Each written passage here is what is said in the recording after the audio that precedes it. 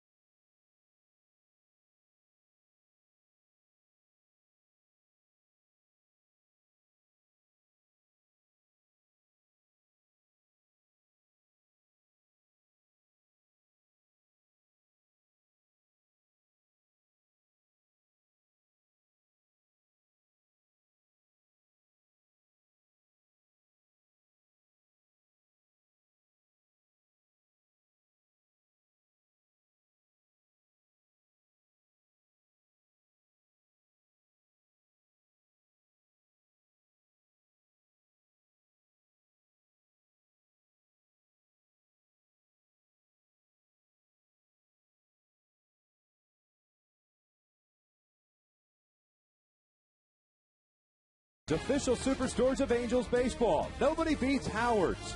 By your Southern California Hyundai dealers. Want more MPG? Hyundai has it. With 7 models that get 30 miles per gallon or more, Hyundai is now the most fuel-efficient car maker in America. And by Shakey's Pizza. What did pitcher Doc Ellis wear in his hair on the field? Go to Shakey's.com/trivia. Here's the Big A, Tampa and the Angels getting ready for game number 2 of this 3-game set. And tonight's Angels game is presented in spectacular high definition by Time Warner Cable. Angels have already taken the field. You see the white uniforms out there. Joe Madden running out this starting lineup for the 22-10 first place Tampa Bay Rays. Jason Bartlett leading things off at shortstop. Carl Crawford's in left. Ben Zobrist is at first base tonight. Evan Longoria had a couple of doubles in the game last night. He's the cleanup man. Willie Ibar, the DH. B.J. Upton out at center. Gabe Kapler getting the start in right. Deanna Navarro is behind the dish. And Sean Rodriguez, the former Angel product, is playing second base. That starting 9 for Joe Madden will be facing the former Ray himself, left-hander Scott Kazmir. Scott Kazmir gets 2-2. Mark 25 1/3 innings pitched in 5 starts. That's averaging 5 a start. He needs to be more effective in the zone early on. The fastball's been good at 92, 93. Changeup's been pretty solid for him. It's that slider that could be the key to getting deep in the game with some strikeouts. And as always, the problem with Scott Kazmir, at least this year, has been the pitch count. A lot of pitches, a lot of deep counts. Not working deep into games. He's had 5 starts this year, having worked a total of 25 1/3 innings.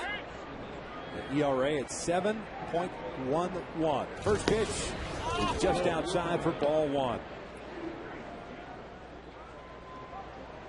Kazmir, 6 years with the Tampa Bay Rays, a 55-44 record there. An ERA of 3.92, 2-time All-Star, and immediately falling behind at 2 balls and no strikes. 3-0 now.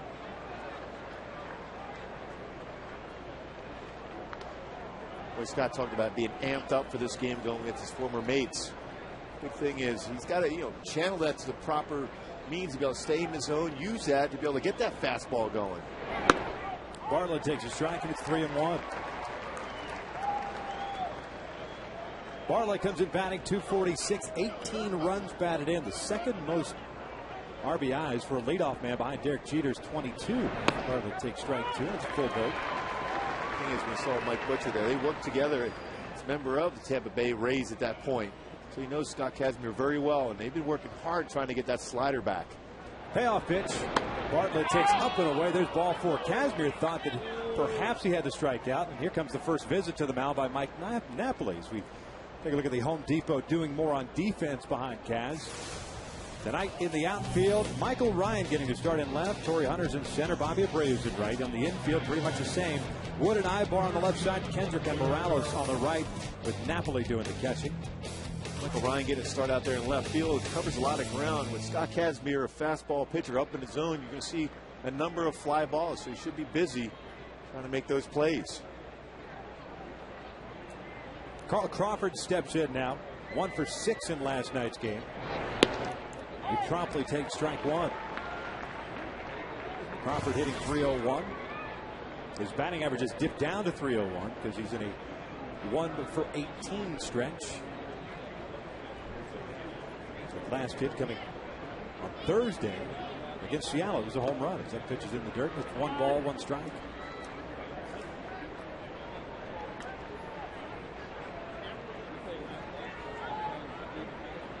Kazmir coming off his second shortest outing of the year, 4 1/3 against the Boston Red Sox last Wednesday, giving up 6 hits, 7 runs. Crawford shows button, takes a strike.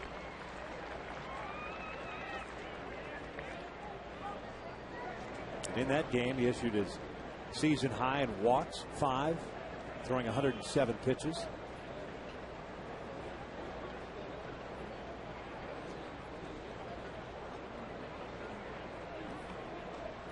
One-two to Crawford. Swings and a bouncer right back to Kazmir. They get the lead runner. Relay is not in time.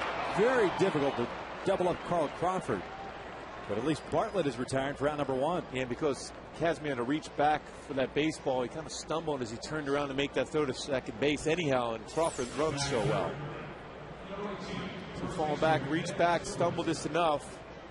I'm not going to be able to get a double play against Carl Crawford, but still got the lead runner. So Speedy Crawford's on board on the fielder's choice. Got to watch him. 7 stolen bases on the year. He's been caught 4 times. As Ben Zobrist, switch hitting first baseman, steps up. Left-handers getting a night off tonight. Carlos Pena Reed Brignac and John Jaso, the catcher, has been doing a terrific job for the Rays.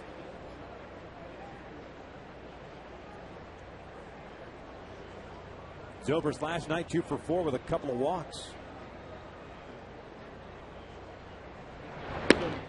On the corner.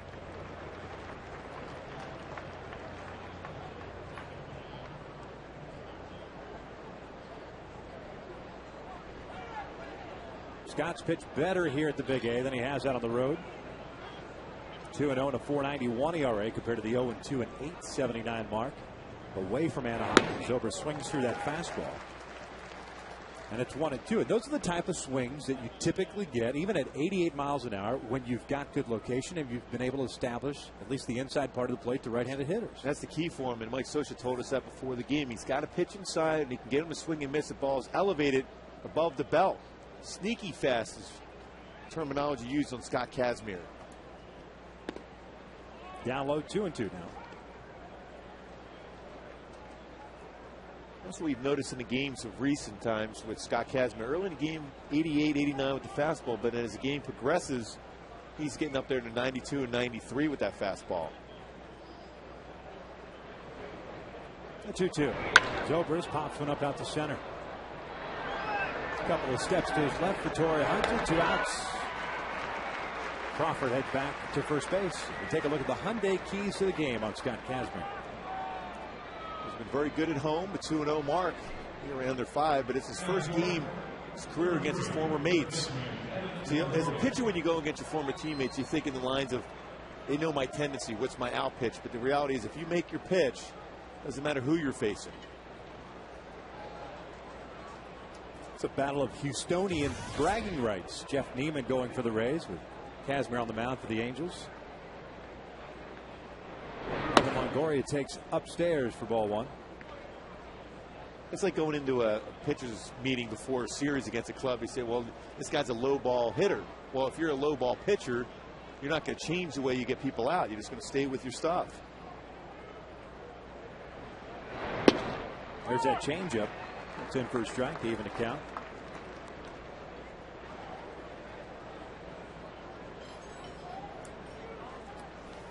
Carl Crawford already with 7 stolen bases. Doesn't seem to be getting a good read against Kazmir. I think he might try to steal a bag.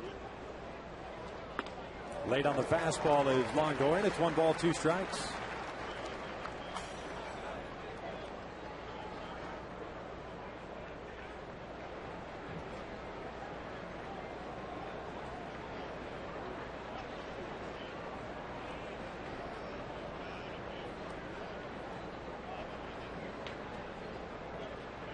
The 1-2 upstairs, 2 balls, 2 strikes. Longoria last night, a couple of doubles, both coming late in the game. The first in the 8th inning, there was a bloop double down the right field line, eventually scored a run. The Rays first, and then had a 2 RBI double that tied things up in the 9th against Brian Fuentes. There goes Crawford. The 2-2 is low. The throw down from Napoli is not in time, and Crawford picks up his 8th stolen base.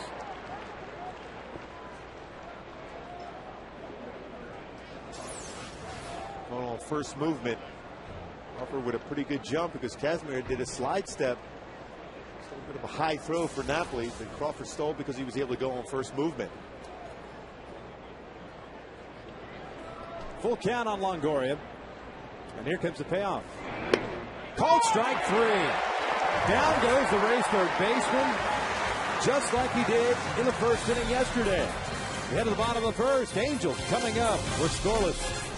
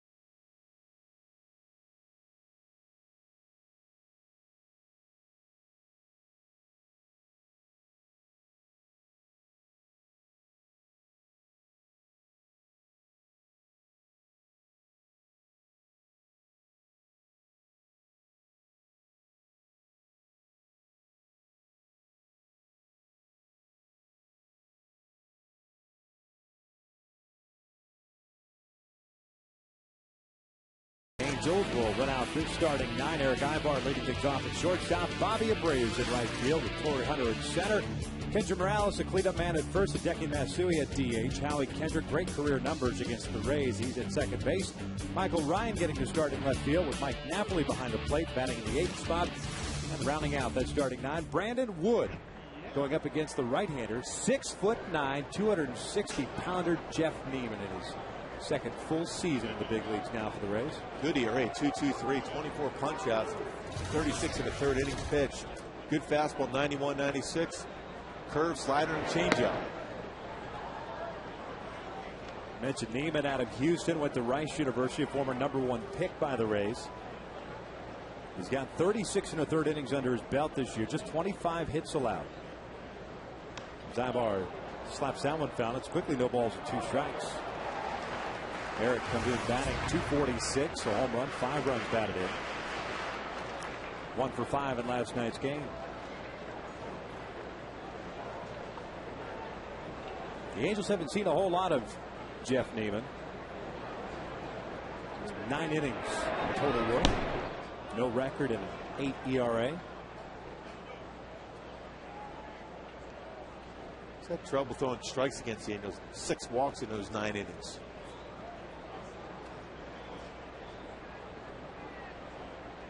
And the 1-2. Curveball, bounced foul. We'll throw that curveball for a strikeout pitch against lefties. He goes with the slider against right-handed batters when he's ahead of the count.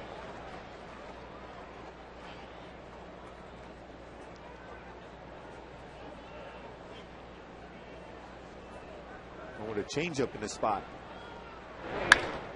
Bouncer up the middle. It's going to be a tough play. Sean Rodriguez can't handle it. That should be an infield single, because even if Rodriguez comes up with it, his tentativeness would have allowed Ibar, his speed, to cross first base before the throw got there. So an infield single for Eric Ibar as we look at the defense for the Tampa Bay Rays. Carl Crawford in left. B.J. Upton's back at the ball club. He's in center. Gabe Kapler in right. Longoria, Bartlett, Rodriguez, and Zobrist around the infield from third to first, with Navarro doing the catching.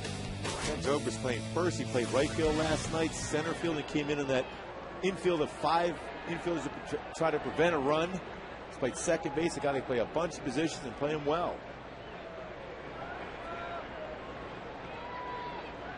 Bobby Abreu steps up. It's kind of how that first inning started for the Angels last night. An awkward little play, that little dribbler up the first base line to hit the bag. Ibar getting an infield single and eventually scoring on the Torrey Hunter sac fly. Tonight, an infield single. A bouncer back over the mound. It's played by Rodriguez.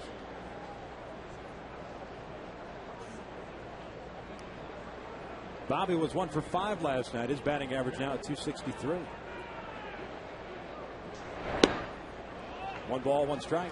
So Neiman pretty quick for being 6'9". He's quick to the plate. He's anywhere between 127 and 133, which is pretty quick for a guy that size. Uses that slide step quite a bit.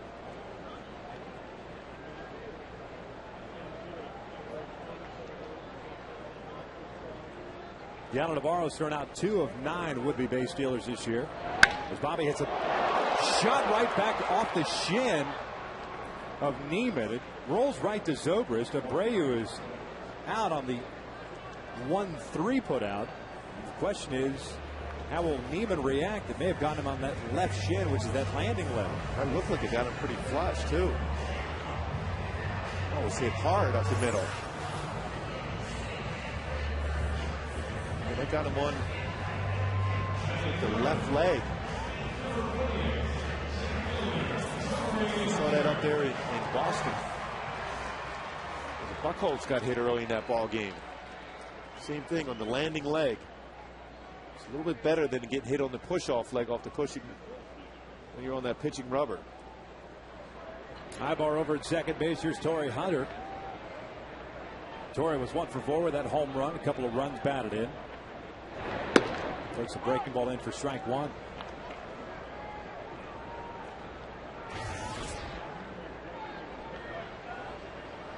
Flashed out of the little sinking liner to center field. Torrey came sliding in, made a spectacular catch, but all of a sudden, when he got up, kind of looked as if maybe he hurt himself. The 1 pitch is on the ground to third. Longoria's got it. Torrey is retired. Torrey said he didn't hurt himself. He just all of a sudden got dizzy. I don't know if he maybe hit his head on the ground, but he said I couldn't focus all of a sudden. That's why it looked so awkwardly out in center field. It was like that whiplash. Whiplash when you come down and hit the ground like that. That quick of a motion he had jarred his neck.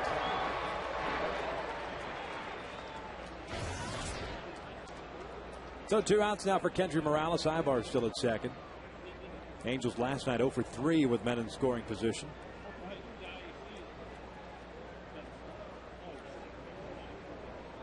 Morales was 2 for 5 in yesterday's game as he looks at a fastball for a strike.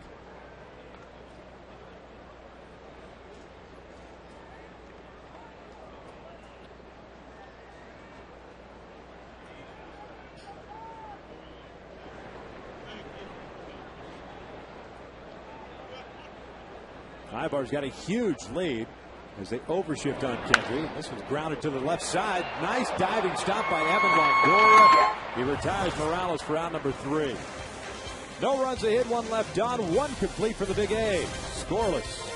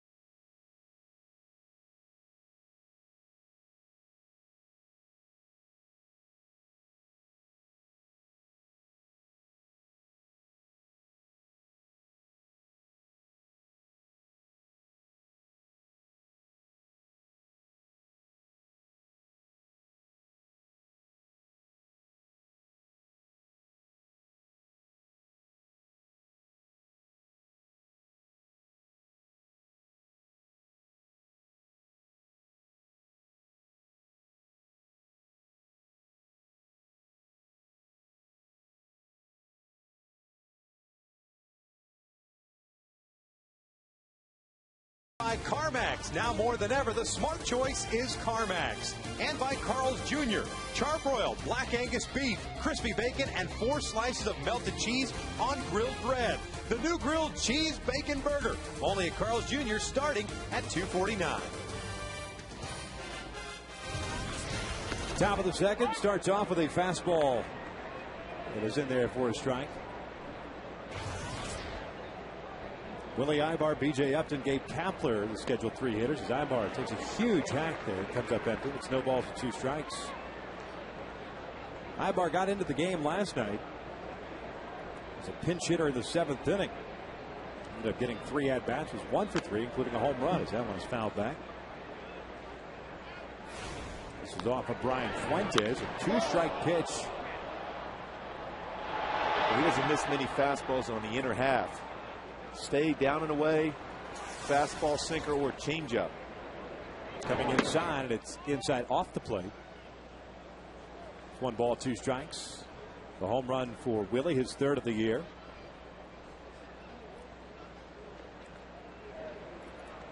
And a 1-2. A cue shot foul.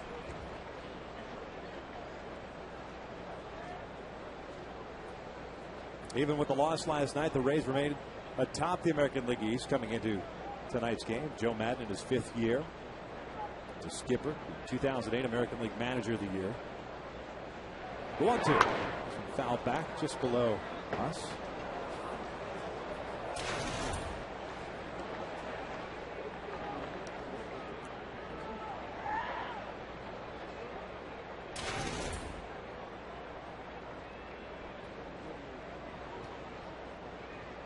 Ibar drills one out to deep center field. Playable for Torrey Hunter. Drifts back on. There's out number 1. Brings up B.J. Upton. Pretty good change-ups and fastballs in that sequence against Ibar. Good effort there by Scott Kazmir early in the game here, establishing inside, trying to get the hitters out away, which you always want to do, and eventually start mixing in that slider. He threw 21 pitches in the first inning. He threw 7 to Ibar with the extended at bat because of the foul balls. Stayed ahead. There's B.J. Upton, who was not with the ball club yesterday, attending to the birth of his son in Tampa yesterday, Riley Emmanuel Upton. So congratulations to B.J. Batting .225 on the year. 4 home runs, 17 runs batted in. Got tied up on a good fastball to hit. And it's 1-1. Has struggled throughout his career against the Angels. .224 batting average. Hopefully a free swinger.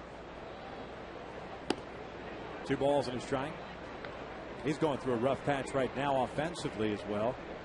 It's 3 for his last 31.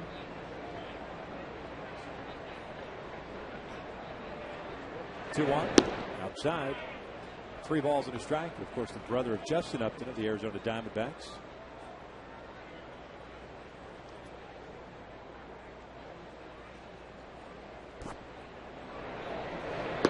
He takes low, and there's a walk. Second walk issued by Kazmir in this one. Puts a man on. Upton, you've got good speed again on the base paths. He has 7 stolen bases. That brings up Gabe Kaplan. You definitely got to keep an eye on Upton. Good speed. Good idea how to steal a bag also. And you can have a lot of quickness at first base, but if you don't know how to read a pitcher, you're not going to be successful with the stolen base. Kazmir delivers strike 1. Kapler also got into the game last night as a defensive replacement out in center field. Check that right field. Zobrist moving to center. Ended up going 1 for 2. Pickoff attempt. They got him picked off. Morales will chase Upton and will tag him out. They're calling Upton out of the baseline, and there are 2 outs.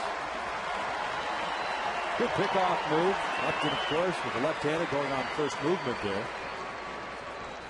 That's the key for any left-handed pitcher. If you can just hang that leg up there for a bit, and close to crossing that pitching rubber, you can be able to get a good base runner like that, and Upton was able to get picked off.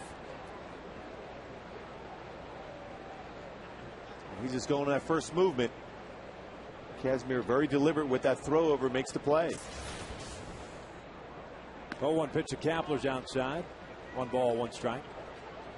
Kapler last year with the Tampa Bay Rays got into 99 games, hit .239, 8 home runs, 32 runs batted in.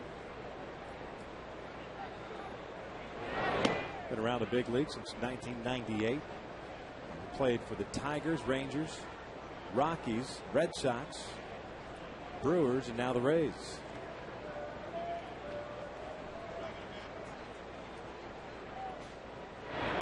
Chasing the high fastball, comes up empty. It's 2 balls, 2 strikes.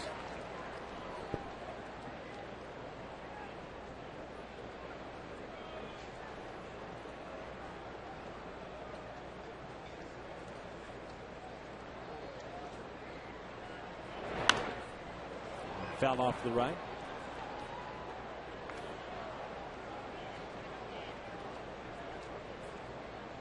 Here's the thing about Kapler. He was a coach in '07. He briefly retired, decided he wanted to manage in the minor leagues. If memory serves me correctly, obviously in the minor leagues, you're kind of at the mercy of whatever the ball club has for you at that level. But maybe 20, 25 games under 500, finished last in the league, and he ended up saying, you know what, managing is no longer for me. I want to get back to playing. He goes down looking, second strikeout for Kazmir. Middle of the second, scoreless.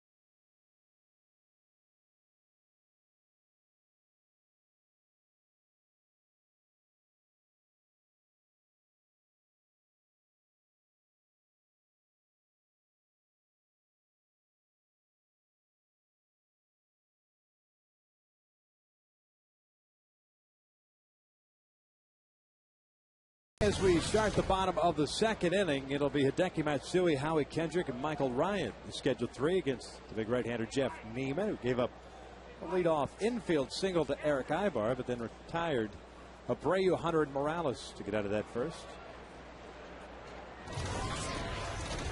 Matsui 0 for 3 last night. His batting average now at .233. Still with 4 home runs and 14 runs batted in.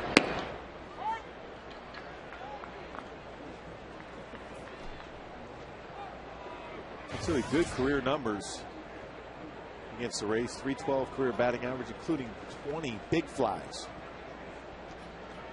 0-1 pitch. Lofts it out to left field. Crawford to his right is there, makes the catch. And there's out number 1. Let's take a look at our FoxSportsWest.com poll question. If you were with us last time, we kind of did a little, I guess, joking around a little bit, but now it is an actual poll question. Who's got the best facial hair in tonight's game? Fernando Rodney, Irvin Santana, or Matt Garza? There's that masculine beard and goatee from Fernando Rodney. Then you've got, of course, the goatee, if you will, from Matt Garza. And then, of course, the chin strap beard featured by Irvin Santana. It is a tough question. Log on to FoxSportsWest.com and cast your vote. We'll have updated results a little bit later on. This might be the highest rated. That's going to be a difficult one. Eric's been working on that one for about 16 years now. Here's the 0-1. Outside. 1 ball, 1 strike. He's trying to get in the poll question eventually himself, huh? One of these days, he gets old enough, qualifies.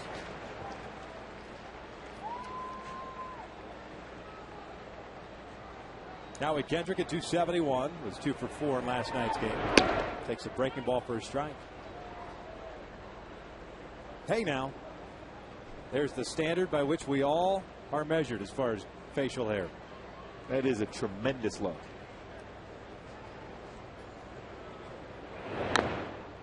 Jam shot foul. The count remains at 1 ball, 2 strikes.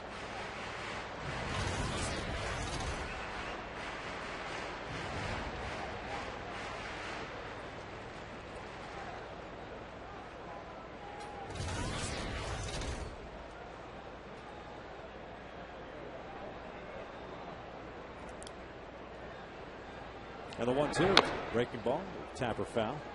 Neiman's throwing strikes has gotten ahead of all 6 batters he's faced this far. 19 total pitches, 16 strikes. Time with his fastball, especially he can run it up there at 96. An elevated fastball would be tough for Howie to catch up to. Hard hit on the ground, but right to Sean Rodriguez. 2 outs. Former Angel. Part of that Scott Kazmir trade last year. 2 outs. Nobody on. Michael Ryan will step to the plate. Well, every time we see Michael Ryan, even in spring training, even here at the Big A, the last couple exhibition games of the year, everything was hit hard. Had a pinch hit single in the 9th inning of Saturday's game against the Mariners. His first hit in the big leagues since September 23rd, 2005. As a member of the Minnesota Twins. As he swings and drills one to center field. BJ up to the 1 hop the fence. Michael Ryan in at second with a double. He continues to hit everything hard. Well, that got the center field ball in a half a second. It's a fastball. He drives it dead center. Just double the season. On the X-Mo shows the fastball, 4-seam fastball. At about thigh high down the middle. Ball was crushed. Ryan was raking down at AAA Salt Lake, hitting .351, the 5th highest average in the PCL, with 11 extra base hits. As Mike Napoli steps to the plate now with 2 outs and a man in scoring position. Skied foul into the seats. No ball, 2 strike.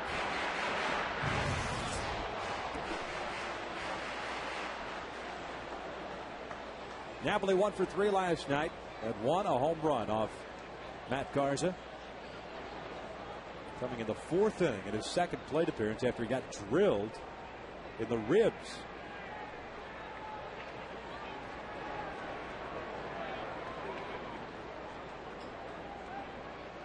spin move. Ryan is back. No middle infielder. Keeping them close, especially with 2 outs.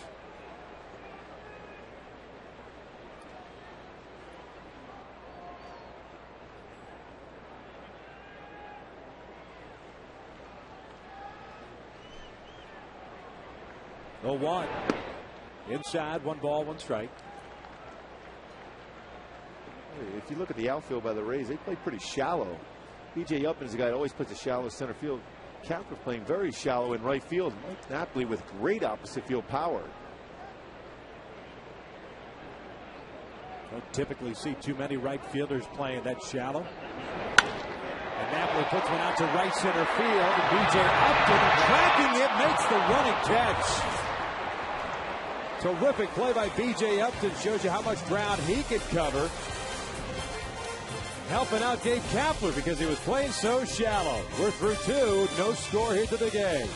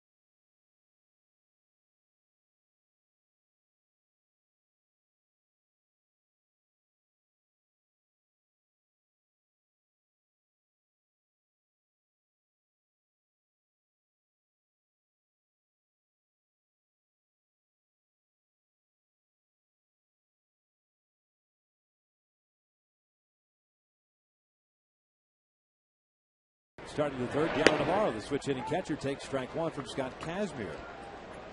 Navarro, Rodriguez, then the top of the order, and Jason Bartlett. Kazmir thus far, 2 strikeouts, 2 walks. Now 40 pitches.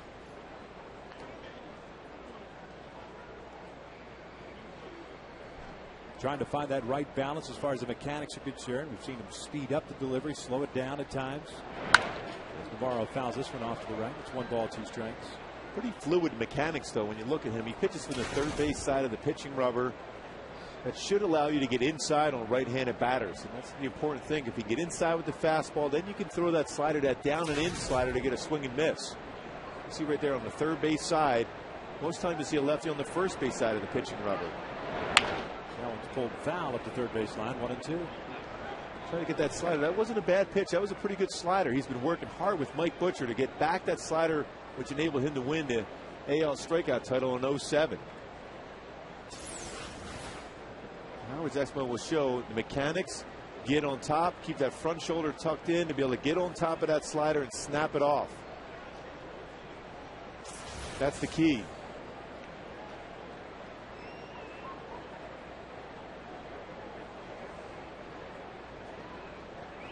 One, 2. Outside, 2 balls, 2 strikes.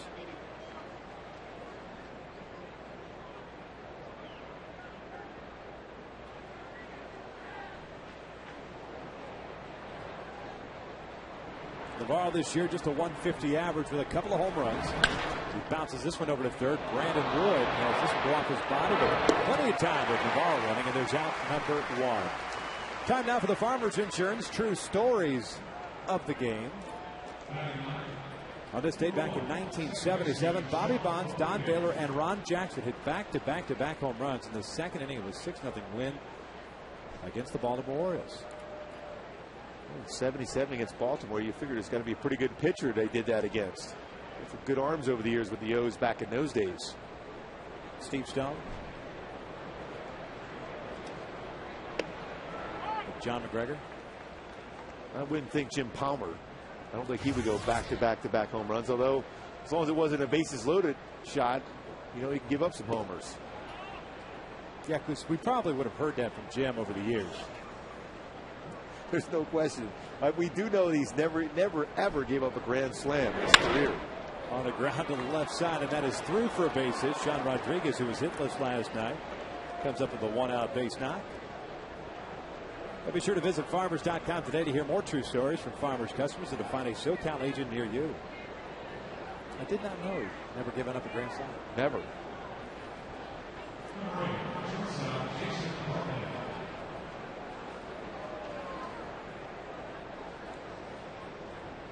There's Jason Bartlett, who drew a walk to start this ball game off.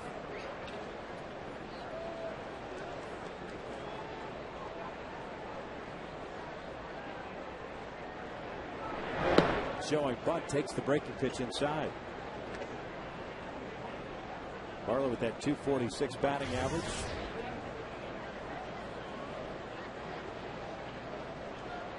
Guy who was solid for them back in 2008.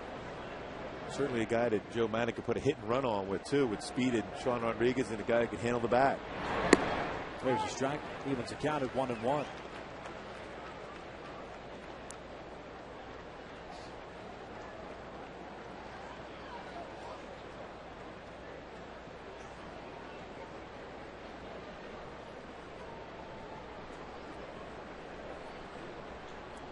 Just looked up that 70-17 team.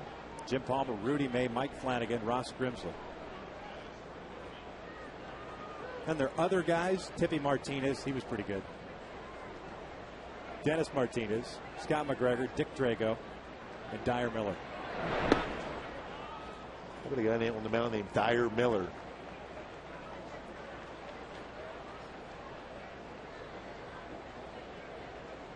It's not a good game when you go give up back-to-back-to-back home runs.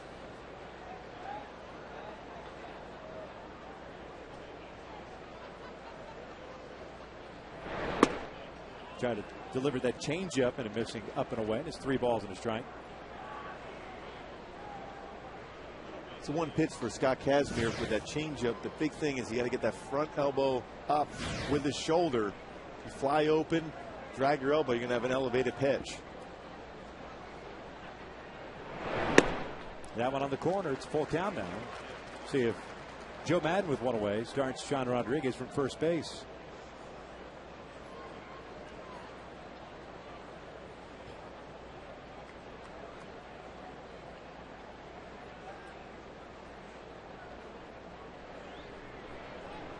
He does it. The 3-2 just outside. It's a walk. Third walk issued by Scott Kazmir. Puts 2 on and 1 out.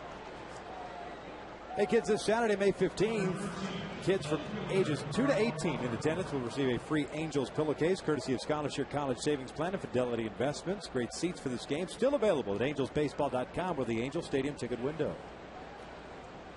So Kazmir, who got Navarro to ground out to third base and gave up the base to Rodriguez, now walks Bartlett. And he'll face Carl Crawford, who's 0 for 1, reaching on a fielder's choice. That one misses low, and it's 1 ball, no strikes.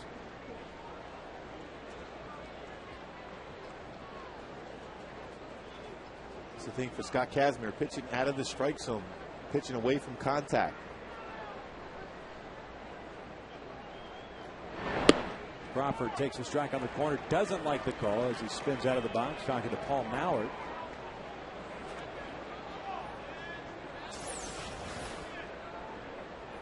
Pitch shows he just got the corner at 90 miles an hour. It's not where the catcher catches the baseball, it's where it crosses the plate.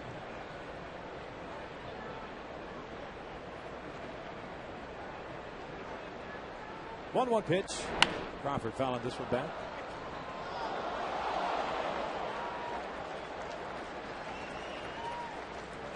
But it's the time right now if Scott Kazmir can get a good feel for that slider, he's got a real good chance of getting a swing and miss, especially when he's had 2 pitches on the outer half against Carl Crawford.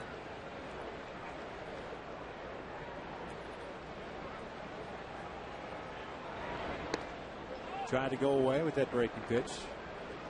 Evens the count at 2-2. And you see that slider of his, kind of almost that frisbee effect, just across. It's not that darting action that we've grown accustomed to seeing over the years. 2-2.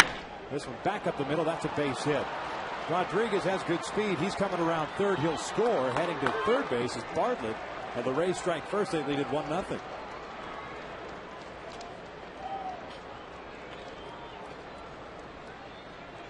That was a breaking pitch also, but got a little bit of too much to the plate. You talk about that frisbee type action on the slider. You want that slider. True sliders only has about a 3 or 4 inch break to it. They think fastball and then react and miss on a good tight slider, but that was hanging a little bit too much over the plate. Crawford picking up his 16th RBI. You got to pay attention to him picking up his 8th stolen base over at first base. Bartlett has good speed. He's at third base. Denzover steps up. 0 for 1 with a fly ball to center.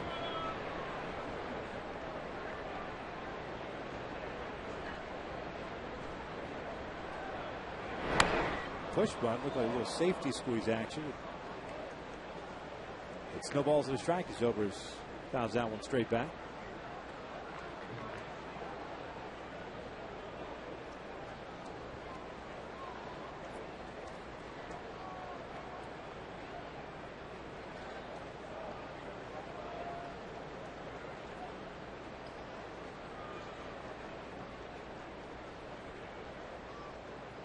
Another bunt, and Kazmir will pick it up, fire on the first, and it's 2-0 Rays. As Zobrist picks up the RBI. Looked like it was a true suicide squeeze, more than a safety squeeze. You see that too often with your number 3 hitter in your lineup. Nice job of getting this bunt down. The pitcher feel that's what you want to do. No, that wasn't a straight suicide squeeze. You could tell by the Bartlett going down the line. Just waiting to see if the ball was put in play. Unusual, but it worked. Not only that, unusual to see it backed up. Back-to-back pitches. Right, you tried one time, then you let him hack.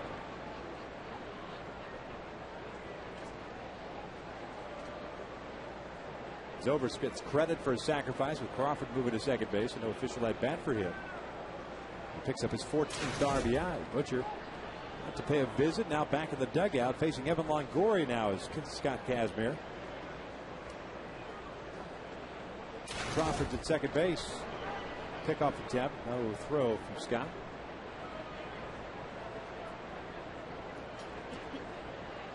Nothing hit overly hard in this third inning, but yet the Rays have a 2-0 lead. First pitch to Longoria is put on and missed. Well, this is a situation, if you're Scott Kazmir, you want him to swing at your type of pitch. Is it open base? Swing at something out of the zone, either elevate a fastball or something in the dirt.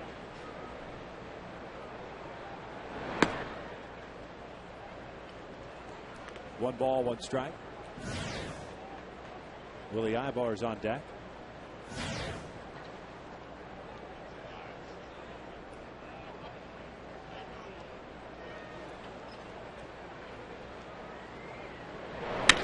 That is looped to left field. Michael Ryan is right there, makes the catch. There's out number 3. The Rays strike first. They get 2 here at the top of the third. They lead it 2-0.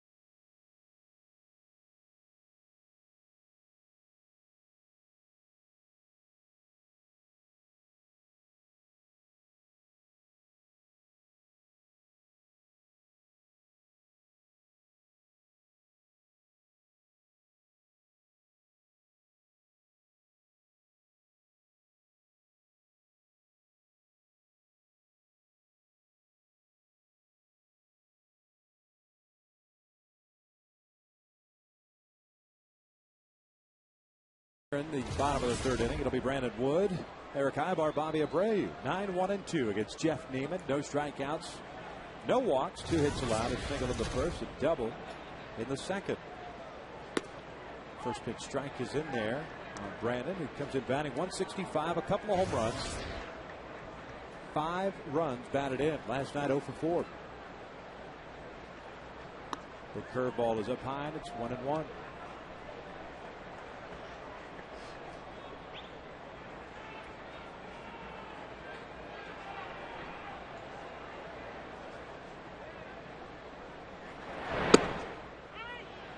One ball, 2 strikes now on Brandon. Boy, spotting his fastball early on, Neiman has, but he's thrown a lot of strikes. Nothing overpowering as of yet. But everything has been about location. He's held opponents to a 198 batting average as Brandon reaches for one and flips one out to right field. Kapler's there, makes the catch. There's out number 1. Time for our Coors Light cold hard blast. Garza threw the ball well, except for a couple hanging slide pieces. Torrey Hunter puts a rocket out to left, and then Mike Napoli goes 2-run big fly after getting drilled into numbers on that hanging slider. That is our Coors Light cold hard blast. There's Torrey and Mike.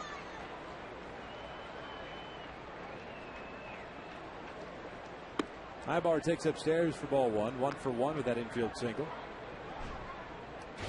Angels making some moves as far as the DL is concerned before the game. Brian Stokes was placed on the DL. Right shoulder fatigue. Bobby Kazava is up and in the bullpen. Angels also rescinding the option of Matt Palmer and placing him on the 15-day disabled list, also with a shoulder problem. That's it for a strike. Halo's getting some good news with Bobby Wilson getting cleared and playing tonight for Rancho Cucamonga. Scheduled to catch 5 innings tonight. 2-1, bunted up the third base line. Longoria barehanded, put it in your pocket. He's got nothing to do with it. That's an infield single. And you wonder why Longoria picked that bunt up too, because a lot of times that ball will always roll back into fair territory. Do or die situation there. Ibar very good as far as getting the bunts. Led in the American League in bunt hits last season. Dead in the baseball right down that third base line. In that situation, though, you're better off letting it roll foul. Let it roll. The way he was playing, as far back as he was playing, he had no shot at getting him out at first base. Take a chance to see if that ball bounces into foul ground. But the Angels and Ibar will certainly take it. 2 for 2 with a couple of hits. Here's Bobby Abreu, who's 0 for 1. Put a rocket off the left leg of Jeff Neiman. It ricocheted to Ben Zobrist, who retired Abreu in the first inning. That's why he's 0 for 1.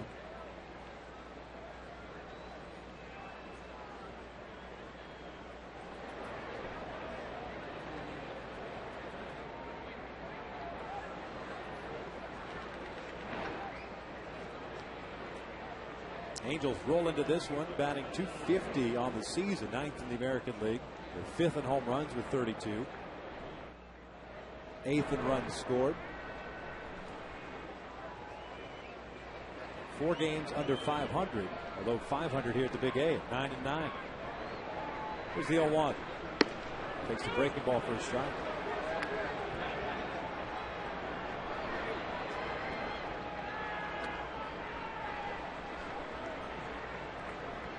Neiman with the year that he had last year, 13-game winner. His 4th in the voting for American League Rookie of the Year. Andrew Bailing just blew a save tonight in Texas. Elvis Andrus and Ricky Porcello finishing ahead of Neiman. Although there was some heavy campaigning for the big right-hander as far as Rookie of the Year. He's battled some injuries throughout his minor league career. A guy that always had a ton of promise. He tries to elevate that fastball. It hasn't been quite as crisp as we've seen in the past. Settling in around 91 miles an hour. Here's the 0-2. Get Bobby to chase that changeup, and it's 1 ball, 2 strikes.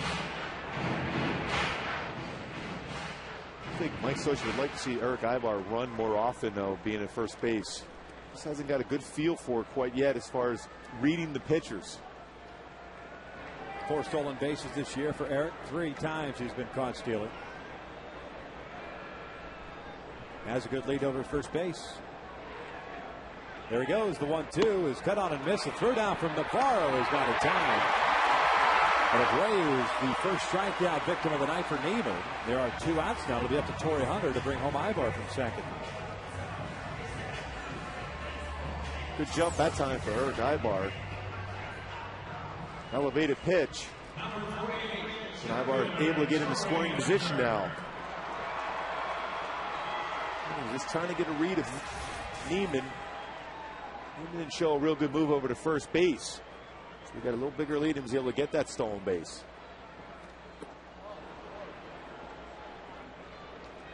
Oh, and 1 on Torrey, who grounded to third base in the first inning, so he's 0 for 1.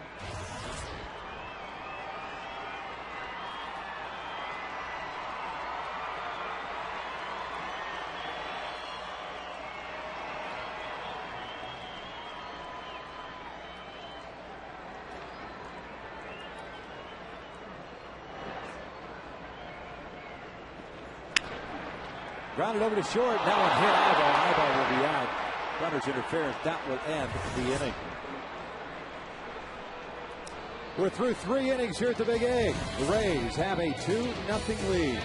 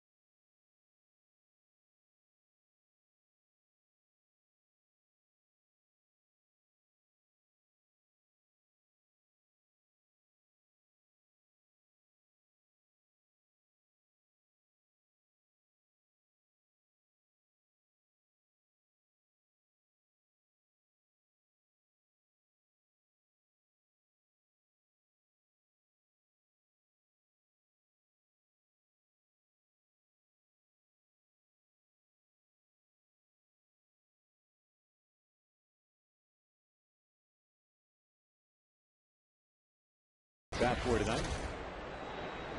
2-0 Rays here in the 4th.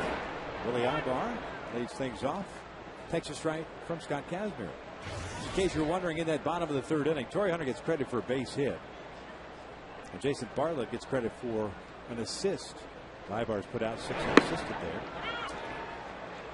How much if you have a no-hitter in the 9th inning, you have a base runner got on with a walk, and that same thing happened, a no-hitter would be broken up.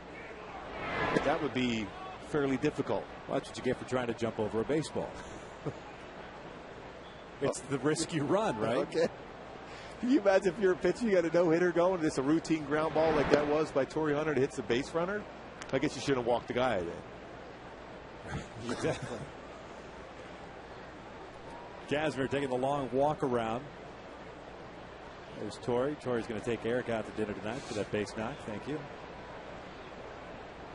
2 balls, 2 strikes on Willie Ibar. Hard hit. Nice play on the 1 hopper by Brandon Wood. Straightens up, fires across. There is out number 1. That reactionary position at third base. Always hit hard by Ibar. 1 hopper. Plenty of time to gather yourself and make that throw across. Look how quick that baseball got in on Brandon Wood.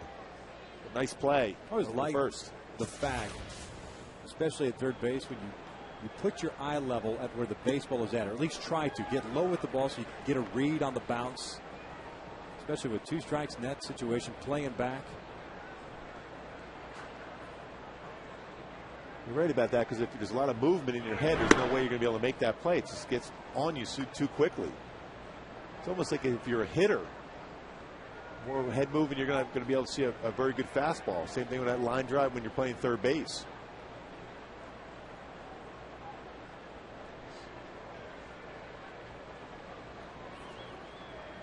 One is fouled straight back.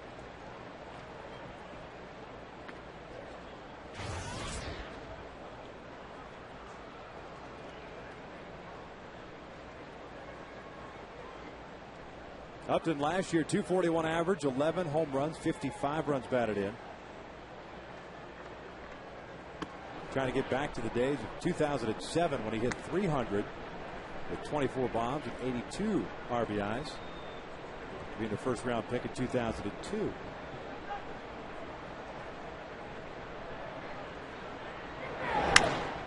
Skies went out towards right center field. Toriano played perfectly as he comes in a couple of steps. Makes the catch. There are 2 outs. Time now for our AT&T trivia question. Tonight, this is what we're asking. Who holds the Rays' all-time record for career winning percentage, a minimum of 30 decisions? Seems like a trick question.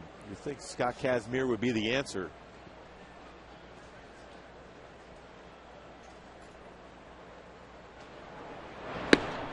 Gabe Kapler takes a strike.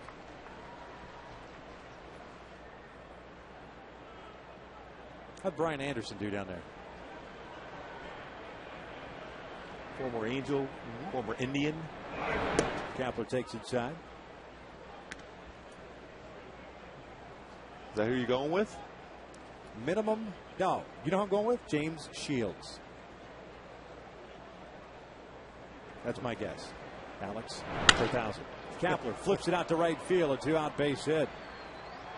He was a strikeout victim in the second, so he's now 1 for 2. The inning remains alive now for Deanna Navarro.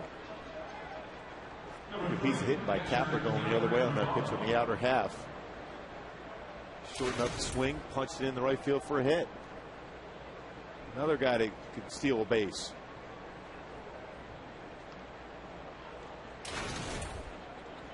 Navarro grounded one sharply to Wood over at third base in the third inning.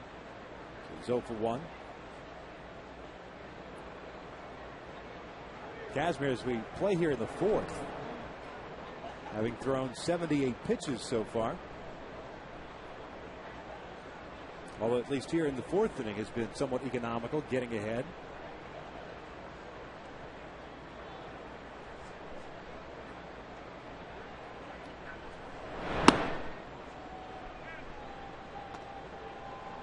One ball, no strikes. Napoli's going to go out and pay a visit.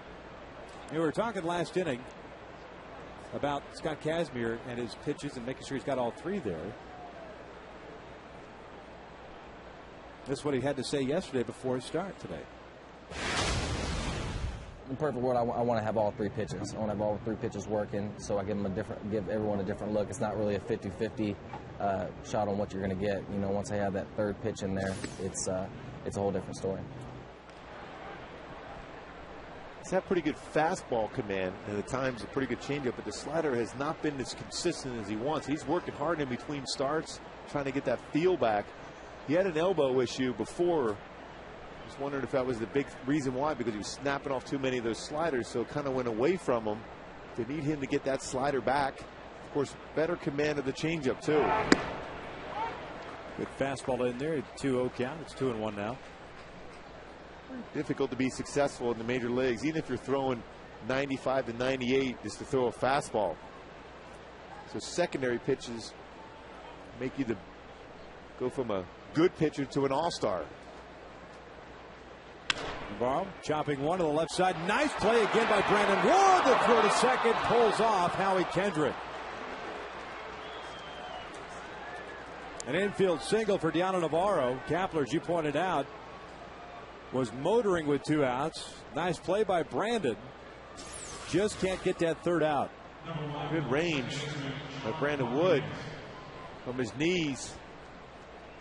And we try to keep his foot on the base there, but there's no chance. Kapler still runs very well, but a nice effort by Brandon Wood. 2 on, 2 outs now for Sean Rodriguez, who had a base hit to left field in his first at bat. Came around to score in the third.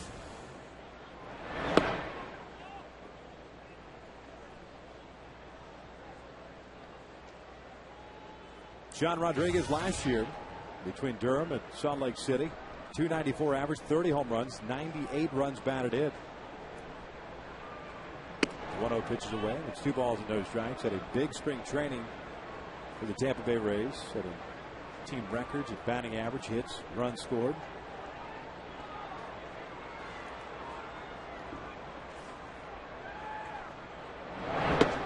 Big swing and a miss, and it's 2-1.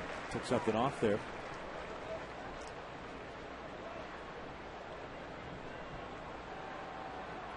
Kapler over at second, Navarro at first. 2 outs here in the 4th inning. The Rays getting their 2 runs in the 3rd. That'll even account at 2 balls, 2 strikes.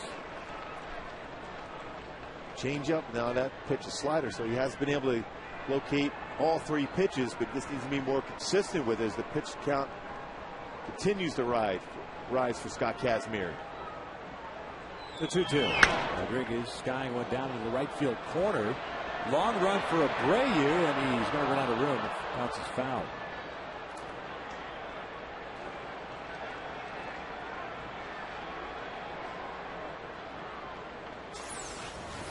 That baseball was drifting right down the line.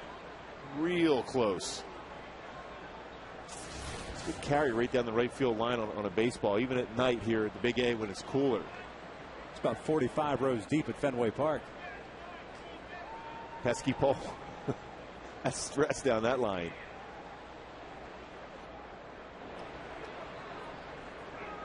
Kazmir with another 2-2. Off the end of the bat over to first. A lot of spin on it. Nice shot by Kendrick, keeping the body in front of it. And there's out number 3. Middle of the 4th. Got Kazmir and the Angels trailing at 2-0.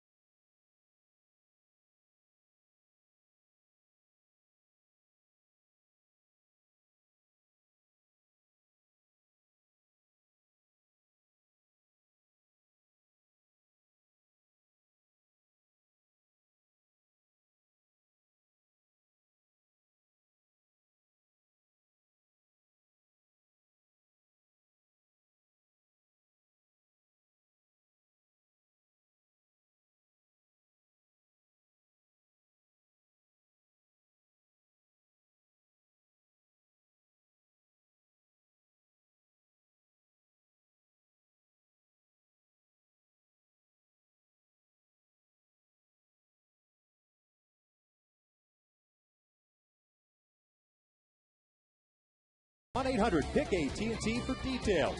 And by your Southern California Ford dealers, where you'll find the new Transit Connect. Check it out at scforddealers.com. Bottom of the 4th here at the Big A. Victor Rojas along with Mark Gubazud is a cool night. Tampa Bay Rays scoring 2 runs in the 3rd inning. The Angels trailing it by that score. But we'll send up Kendrick Morales, Hideki Matsui, and Howie Kendrick here in the 4th against Jeff Neiman. Look at the U.S. Marines leaders of the game this season at home. Kendrick Morales at .324 batting average, 4 home runs and 13 runs batted in. Well, even his last at bat almost got a base hit. Would have been an RBI. He hits the fastball so well the other way. turns on pitches in the inner half. Good level swing. He had a base hit out approach to left field last night, even though they had the overshift, and yet Joe Madden still putting the overshift on with the 3 infielders on the right side. Longoria this time with nobody on base is at the shortstop position. Breaking ball rolls softly over to the second base side. That's the shortstop, Jason Bartlett, who retires Kendrick round number 1. As we go back and get the AT&T trivia question tonight.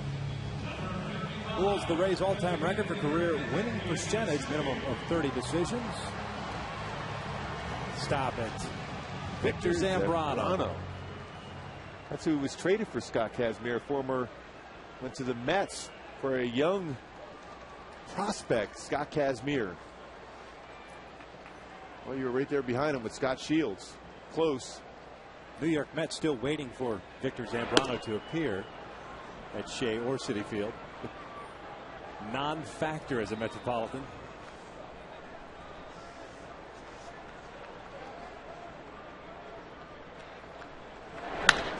Matsui grounding one over to second. 2 quick outs here to start the bottom of the 4th inning. Jeff Neiman certainly has not been overpowering, but has located his fastball on the breaking pitches. Kind of cruising right now, having thrown just 43 pitches, 33 of which have been strikes. See, you wouldn't think of him as being a ground ball pitcher, a guy that could rush the fastball 91 to 96. He's got 6 ground ball out so far. There's that curveball for a strike. And he's spotting the fastball and trying to get you out on the curveball, slider, and even a pretty decent changeup so far. Now he's 0 for 1. He grounded out to Rodriguez in the second.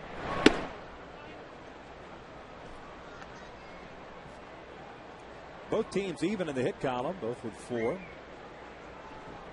Rays have stranded 4. The Angels have stranded 3.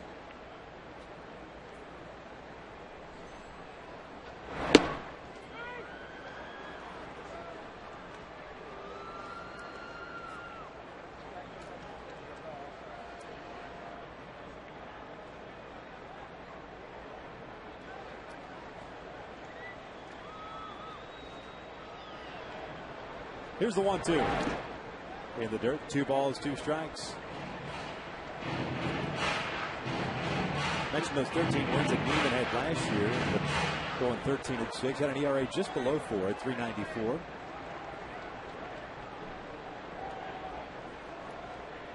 Out of that factory, pitching factory there at Rice University, as that pitch misses outside. Is he not part of a group that were 3 first-round picks that same year that he was drafted? How do you lose any games when you have 3 guys in the first round drafted out of your college? Full count on Kendrick. Missed inside, and there's a walk. First walk issued by Neiman. Puts a man on with 2 outs, and Michael Ryan stepping to the plate, who doubled his last time up. Neiman wanted that fastball in the inside corner.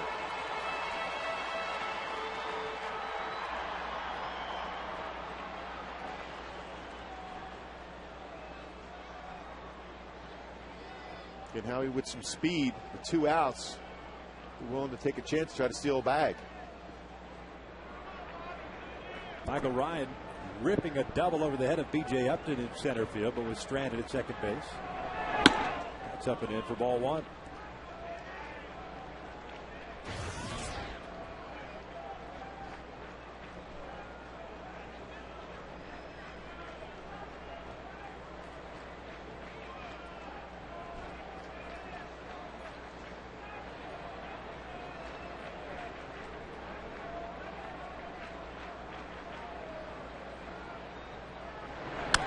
Ryan fouling that one back, evens the count of 1 ball, 1 strike.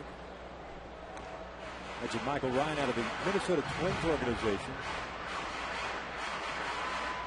A very good spring training. One of the last guys to be shipped off to Salt Lake City.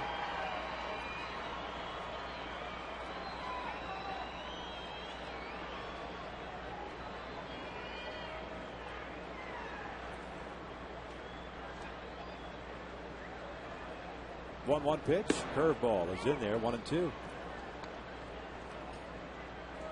And still going with that pattern. Slow curveball, 12-6 variety on that breaking pitch to lefties. There's a slider more often against right-handed batters. 1-2, head of the count.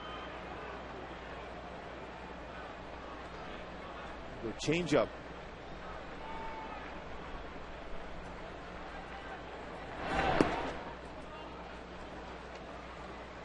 Two balls, two strikes. You see the sequence there. You saw that Ryan hit that fastball that last time, crushed it to center field. So I'm a slow curveball, changeup. Much easier for a batter to be able to time that. Now I'm going to throw over the first to see if how he's going to give it away if he's going to try to steal a bag. Quick throw over there, and Howie's back.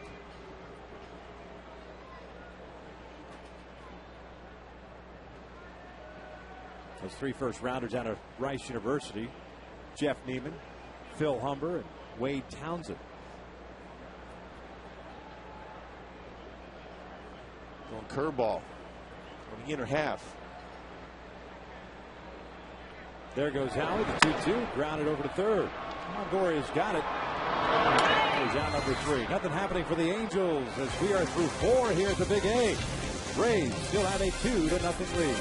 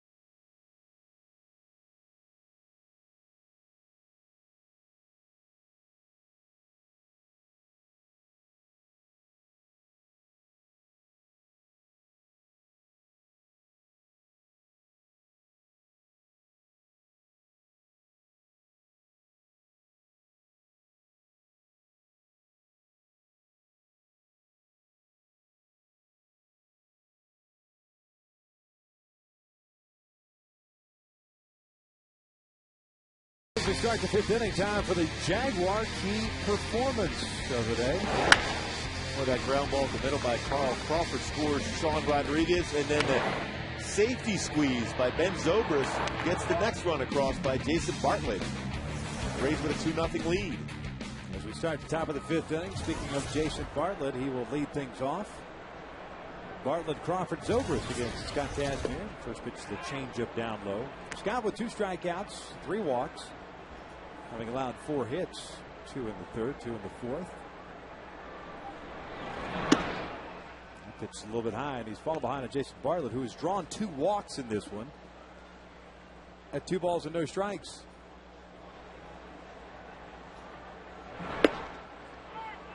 Two and one now.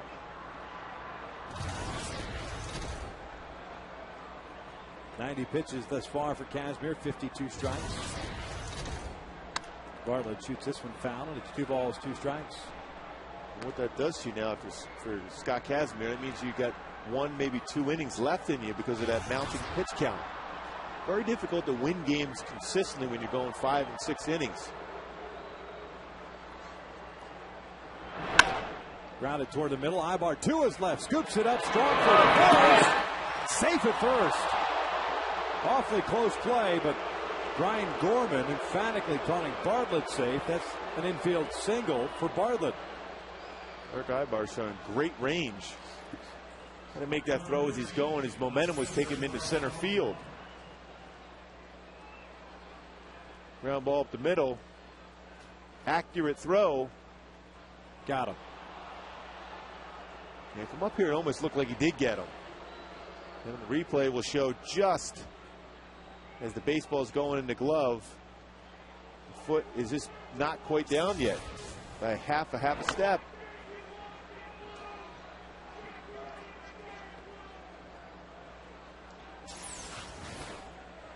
One more look at it.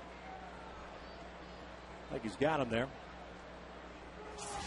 Especially because he got the middle part of the base. Didn't get that front part. Carl Crawford is 1 for 2. RBI singles. Scott throws over to keep Bartlett close to the bag at first.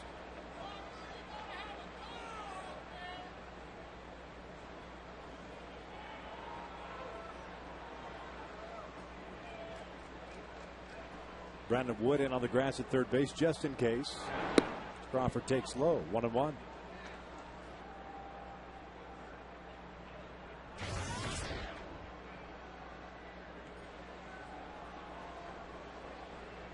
How frustrating is it for a pitcher when he has no idea whether he's actually out or safe? I'm talking about Kazmir, but when you think you've got the leadoff man out, as Crawford rolls one toward the hole at short, everyone's going to be safe on that one. Well placed infield single by Carl Crawford. 2 on and nobody out now for Zobrist.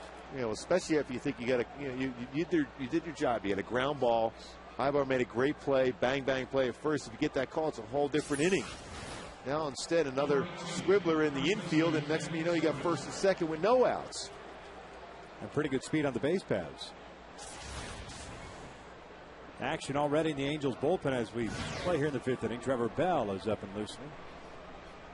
Saw Trevor in the game yesterday. Well, 1/3 of an inning with a strikeout, a big one of Evan Longoria. Zobrist takes a strike.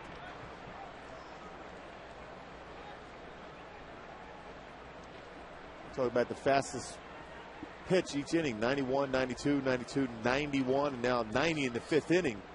Last couple times out for Scott Kazmir, the velocity had increased in the 3rd and 4th and 5th innings. He needs a double play ball right here.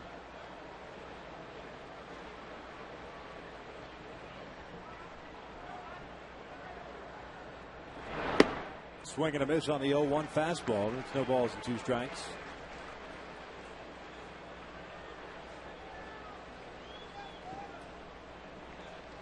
There's nothing, as a pitching coach, you finally get him to get some ground balls, but if you think he would get quick outs, instead it's a situation where they were well placed. Instead, there's first and second, no outs, and you got to go through the heart of the order. Zobrist 0 for 2 in this one. The fly ball to center, and that safety squeeze. Picking up the RBI is 14th. 0-2. Rolled foul.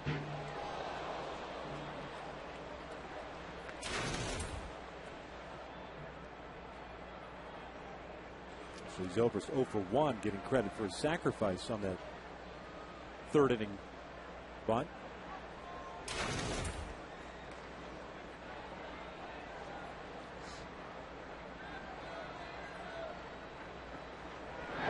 Zobrist on the ground is short. Ibar feeds Kedrick for 1. Relay to first in time to the play. Bartlett moves to 3rd. That's exactly what Kazmir needed.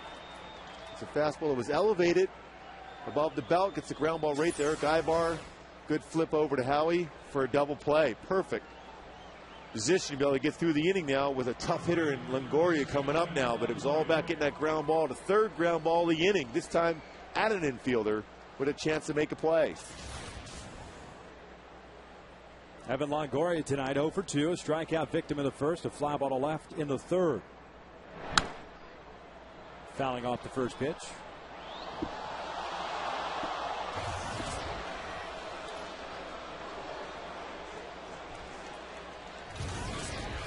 Scott's reached the century mark now and pitches thrown. Working from the stretch for the man at 3rd. 0-1. Gory fouling this one back. Almost identical spot. And it is 0-2. Just trying to get through that 5th inning. 6 hits allowed. Another visit to the mound with Mike Napoli.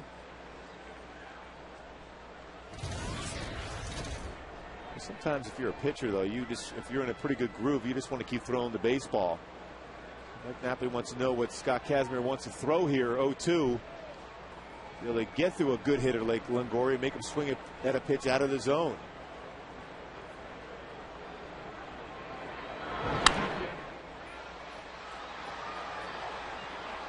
Scott doing a nice job making sure that Longoria not getting that bat, the arms fully extended. He's going 3 fastballs in a row. Now he wants a changeup in the dirt. Reaches for one and lines one to center field. That will score a run. 3-0 Rays.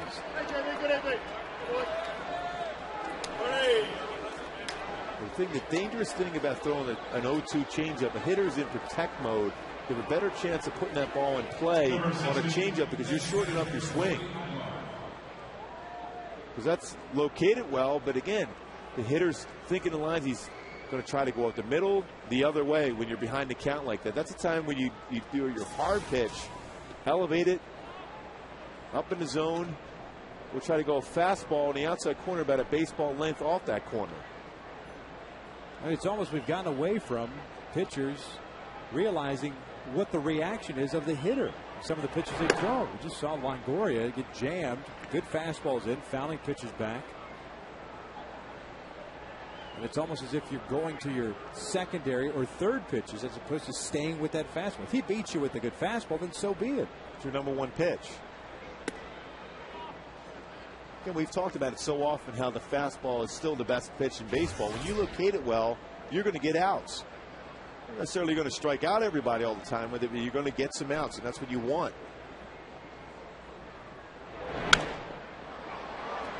Pop foul and out of play. 2 balls, 2 strikes on Willie Ibo. Longoria's RBI, his 26th of the year.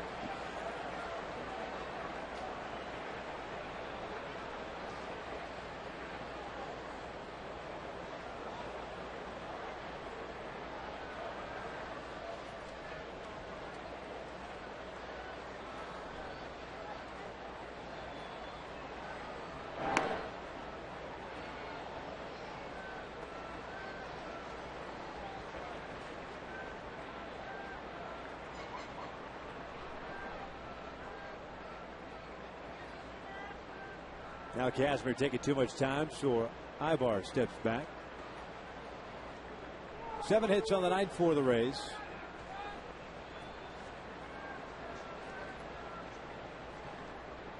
There goes Longoria. The 2-2 is popped up. Shallow center field. Torrey Hunter is coming on. Going to make the catch for round number 3, but the Rays tack on a run on 3 hits. Leave a man on. Middle of the 5th. Rays up 3-0.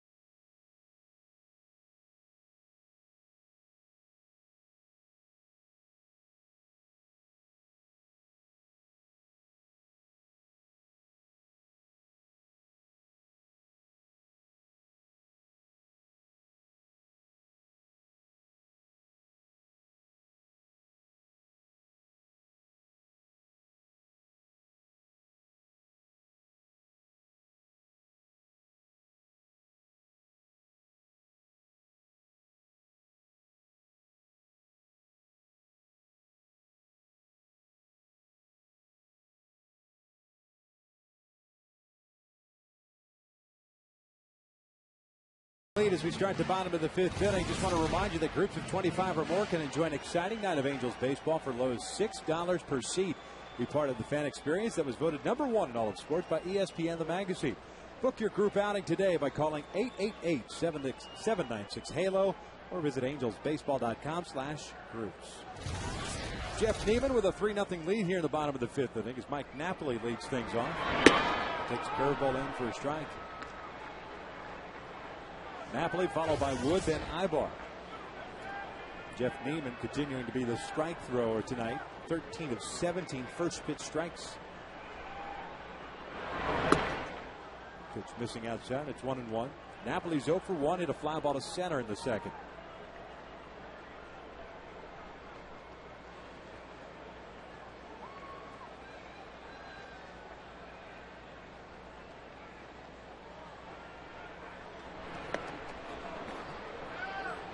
Good sinking action on that fastball. It's 1-2 now. Let's throw a 4-seam fastball on the outside part of the plate, a lot to righties, but he also has that 2-seam fastball you saw right there to Napoli underneath the hands with that movement.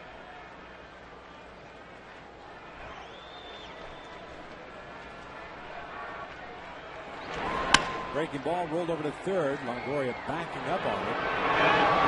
There's out #1. So 1 out here to start the Angel half of the 5th. Brings up Brandon Wood. He continues to get ground ball after ground ball. 9 ground ball outs.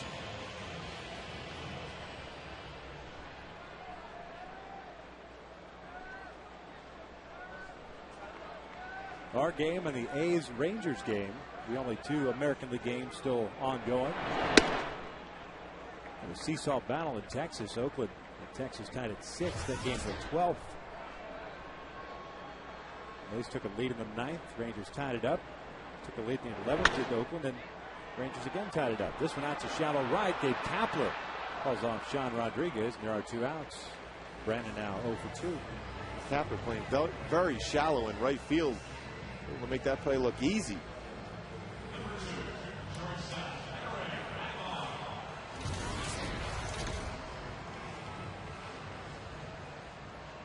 Great crowd on hand here at the Big A. Bucket Cap Night, brought to you by Claim Jumper Restaurants. A big hit here among the Angel faithful. Well, there's no question. It's a great look.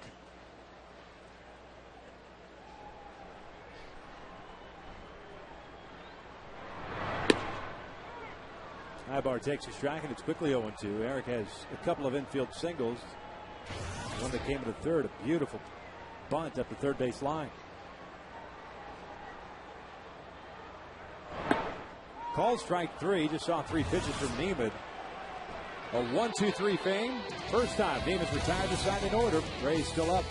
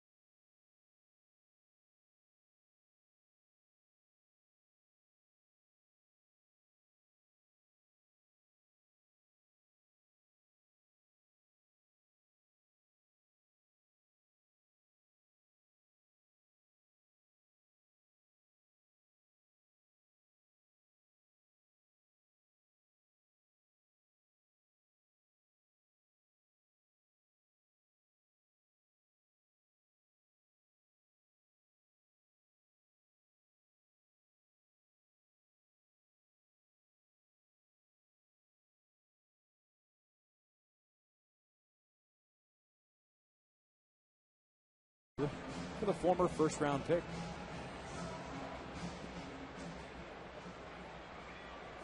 Not quite sure what that look is.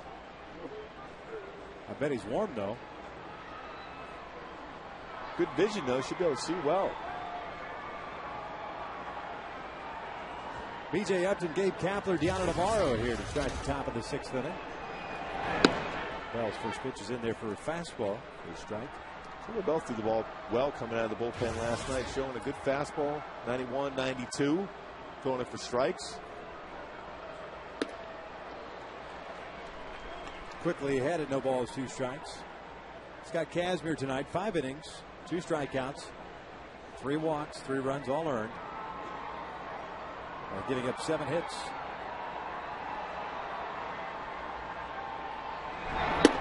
Got him. 3-pitch at bat for B.J. Upton. They're down number 1 here in the 6th. Trevor Bell out of the bullpen, very aggressive with that fastball changeup before that pitch. Kind of elevates it. Perfect spot. Inside corner. Next one will show that fastball, 4-seam. Up in the zone above the belt. Can't catch up to it, B.J. can't. Trevor getting into 8 games last year for the Halos, 4 starts. As Kapler tries to bunt his way on and fouls it back. When you look at Scott Kazmir's performance there, not bad. A number of those base hits he gave up too were squibblers in the infield. Again, Mike Butcher wants him to be more consistent in his own. The better chance you have as a starting pitcher to win games, you have to go into the 7th inning to be a consistent winner. And that being said, the line doesn't look as bad as perhaps one would think, as that one is rolled over to short. Ibar. Kapler for out number 2. But when you break it down, if you're Mike Butcher and that coaching staff, are you happy with the gameplay? Now you're running into a ball club right now that's hitting just barely over 200 in the month of May. So they've got their scuffles going on right now due to the Tampa Bay Rays. Are you happy with the execution of his pitches, the 3 pitches tonight? At times the slider was okay, the changeup, fastball, but no, I don't think so, because Mike Butcher want him to pitch to contact more, believe in it, go to the middle part of the plate, get some early pitch count outs, and then when you need that strikeout, that punch out in a key spot, then you throw that fastball and then back it up with that slider down into the right-handed batter. So no, he didn't follow the plan he wanted to do coming into the game as far as giving him a better chance to win a game, himself a better chance to go into that 7th inning. But certainly not a bad effort, though, from Kazmir. 0-1. One hopper. Brandon Wood cannot handle this one. Navarro rounding first. And the slam on the brakes there as Michael Ryan gets the ball back in. So 2-out base hit. We've seen Wood handle a couple of those already in this series. Just couldn't get to that one. It's a base hit. Brings up Sean Rodriguez. Trying to be able to make that backhand off the left-handed bat. With Navarro there going away from him, just try to be able to glove it, get up and throw. But got by him. So Navarro's got a 2-hit game. Rodriguez 1 for 2. Lays off the breaking pitch.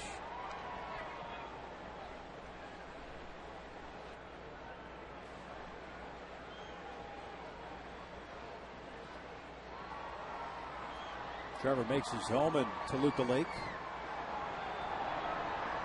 At the center valley scores. Rodriguez puts one out of the alley in right center field. This one is going to go all over the wall. Navarro is heading towards third. He's going to be stopped at third base as Abreu gets the ball back in. John Rodriguez picks up his 3rd double of the season. And the Rays with 2 outs have runners at 2nd and 3rd in the top of the order, and Jason Bartlett coming up. Well, you can see that off-field power. This one will show that swing. Stayed back pretty well. Still head. Perfect job by Sean Rodriguez to be able to drive that. Use the lower part of his body. He's got some pop in his bat. Very versatile for Joe Maddon, but a guy that can drive the ball very hard the other way.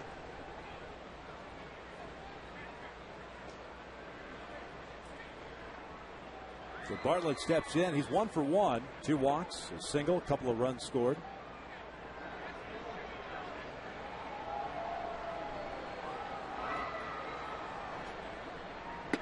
First pitch is in there for a strike. Trevor facing the team in which he made his major league debut against back in August of last year. Got the no decision, going 5 1/3, 9 hits, 4 runs. Breaking ball bounced up the middle. Ibar, long run to his left. Fires on the first. They get Bartlett this time for out number 3. Middle of the 6th inning. Here's the Big A. The Rays have a 3-0 lead.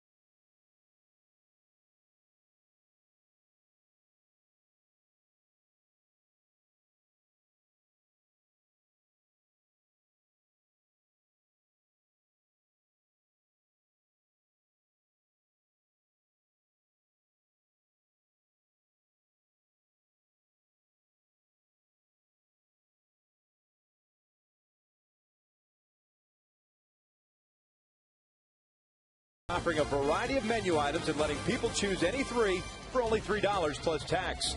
By Toyota. Get a great deal on Toyota's full line of hybrid and fuel-efficient vehicles at your Toyota dealer today. And by 76 Gasoline. We're on the driver's side. Bottom of the 6th inning here at the Big A. It is 3-0 Rays. 3 runs, 9 hits for Tampa Bay. No runs, 4 hits for the Angels.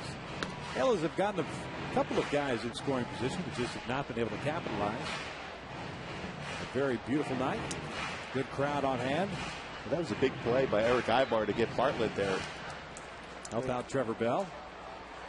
Well, Neiman's been throwing the baseball, getting a lot of ground ball outs. Cannot afford to go up any more runs. Good time to do it here in the bottom of the 6th inning with 2, 3, and 4. Abreu, Hunter, and Morales trying to get something going. The Angels had a man in scoring position in the first 3 innings. Just could not get anything done. Abreu takes up high for ball 1. Bobby's 0 for 2. A comebacker off the leg of Neiman that ricocheted to Zobrist, and then he struck out in the 3rd inning.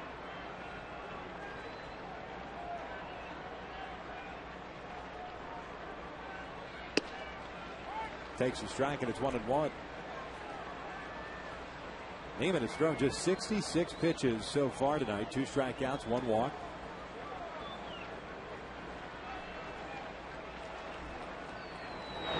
I'm just looking at his lines from his previous starts. Through 99 pitches in 7 innings. The last time out against Seattle. 88 pitches in a 7 1/3. The start before that against Kansas City. 5 innings thus far tonight. 2-1 pitch. Bobby takes inside. 3-1.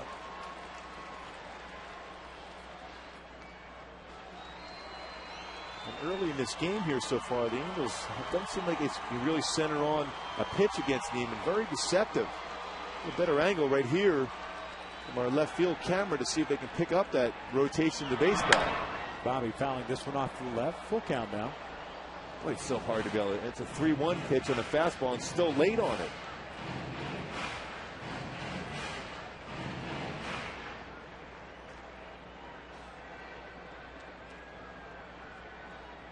Torrey Hunter's on deck.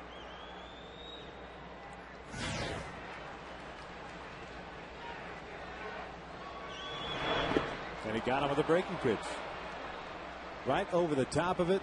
Navarro applies the tag, and there's out number 1. Time now for the Lexus pursuing perfection. Speaking of Jeff Neiman. Well, he's been throwing the ball very well. Not a high strikeout count. See, there was a changeup there to get Bobby Abreu. It's more in a situation where he's got a lot of ground ball outs.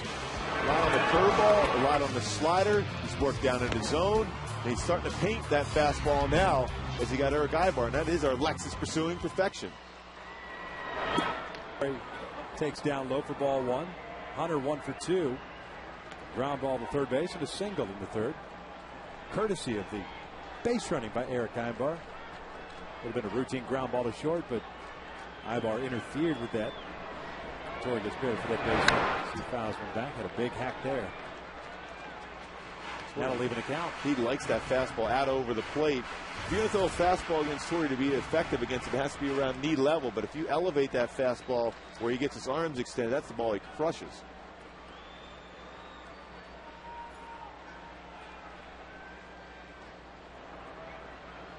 One.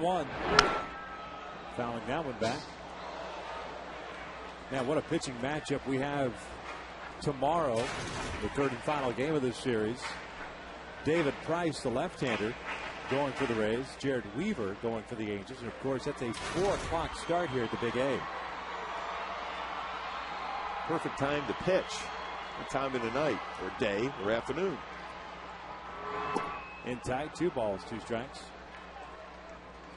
Whatever you want to call it. I was going to say that covered all day, afternoon, night. Just in case you weren't sure. All I know, if I was pitching, I'd be raising my hand and begging to pitch at 4 o'clock.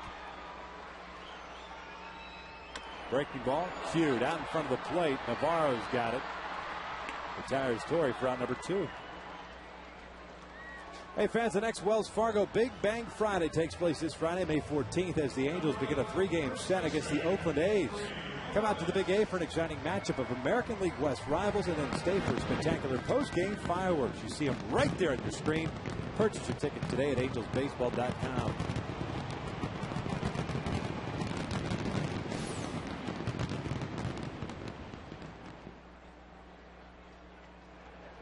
I mean, if you're going to get a rally started, that would get you going right there. There's no question. That's a rally bucket hat.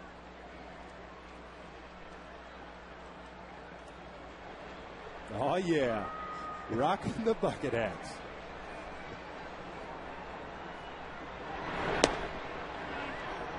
Kendry Morales has a 1-ball, 1-strike count.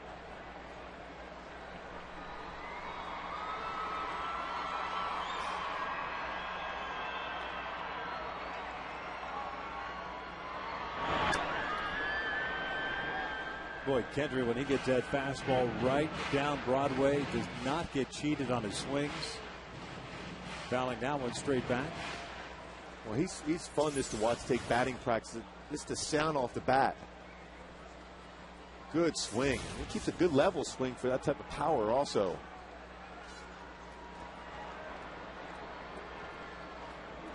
One, 2. Upstairs, 2 balls, 2 strikes.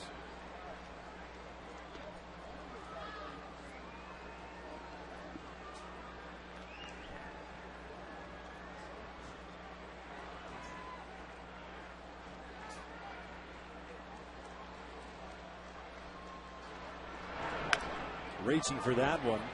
Perhaps maybe ball 3, but fouling it off, keeping his at bat alive.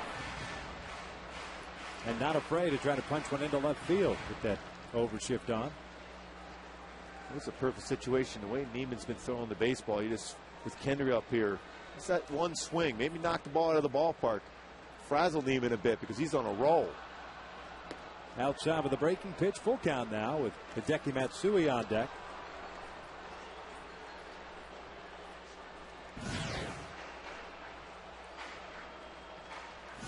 Angels needing Godzilla to wake up a little bit. Go back to what was the last couple of weeks. The first couple of weeks of the season, I should say. Last couple of weeks have been a struggle for Hideki. Yeah, just opening up a little bit too quickly. Even though his hands stay back in the zone, he's taking away his power stroke by opening it up too quick. I think he's working with him to try to get back, keep that balance. Because he can hit the ball at the left center field as well as the right center field. Little delay here. Some greasy hand fans out in right field can't handle the beach balls coming onto the field. Here's the payoff. It's rolled foul.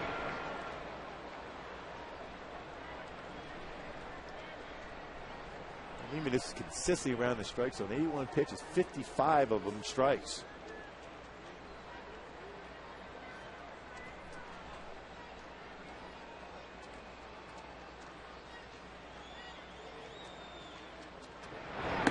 And he got him. Took something off. 7 in a row retired by Jeff Neiman. We're through 6 with the Rays still up.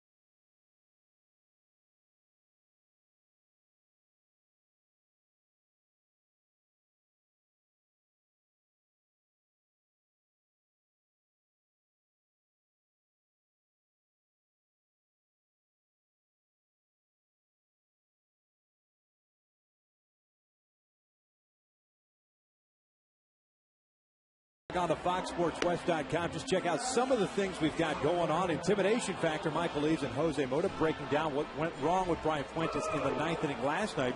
Discuss what the closer, Fernando Rodney, brings to the table. How about sweep? Lakers complete their series sweep of the Jazz to advance to the conference finals. Norm Nixon and Billy Mack look ahead to Game 1 against the Suns. And USC mic'd up. Catch a glimpse inside USC's spring practices. Head coach Lane Kiffin preps his team for the season. Here the 7th, Carl Crawford lays things off against Trevor Bell as he takes that breaking pitch down low. Crawford followed by Zobrist and then Evan Longoria.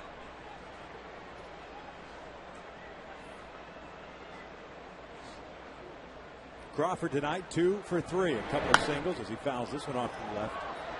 He has stolen a base and picked up an RBI.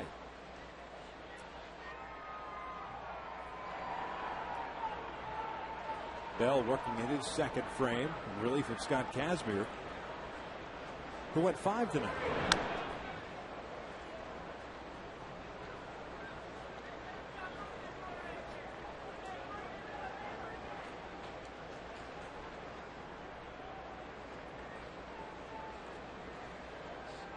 Trevor going to go try fastball inside.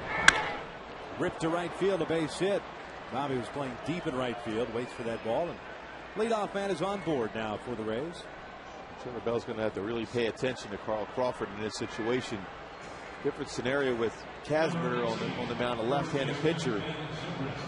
Crawford, very good skills as far as stealing a base. Hold the baseball, step off, use your slide step, whatever it takes to be quicker to the plate.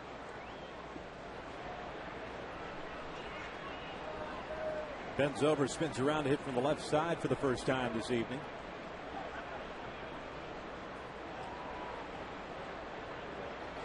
Zobrist still for 2. Fly ball to center, double play ball. He's also picked up a sac bunt.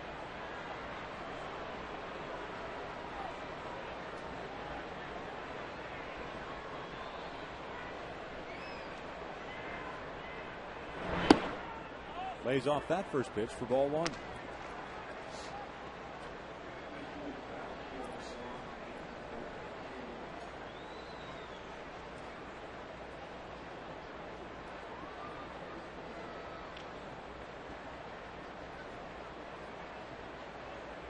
The Rays had 12 hits in last night's game, 10 this far tonight.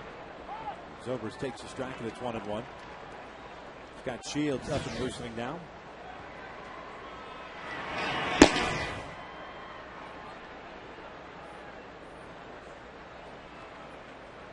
Last night it was Shields and Stokes, the only two guys that did not get into the game. And of course, going into the game tonight, Stokes being placed on the DL. That's why Bobby Cazaval is out of the bullpen. Quick move for Trevor Bell. Carl Crawford trying to get a read on Bell. A little bit further of a lead.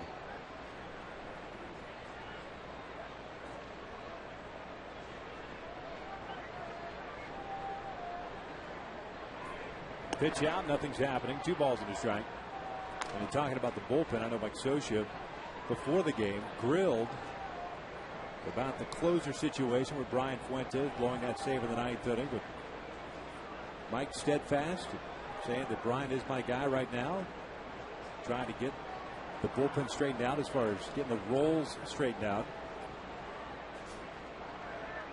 That even if he moved Brian Fuentes from that closer role and anointed Fernando Rodney, that 9th inning guy, then there are other guys that get affected by it. Kevin Jepson becoming perhaps the 8th inning guy. Those 3 guys right there are the guys that Mike Scioscia referenced a number of times as far as getting the key outs. He said not necessarily always the 9th inning is the key out. There could be the big out in the 8th inning. Crawford goes. The pitch is low. Throw down. It's out of town. It's a stolen base for Crawford. His 2nd of the ball game. Now with 9 on the year. Definitely a guy that likes to steal third base too. Good jump.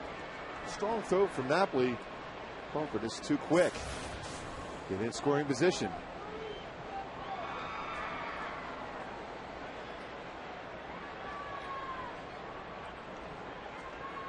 Three balls and a strike on Zobrist.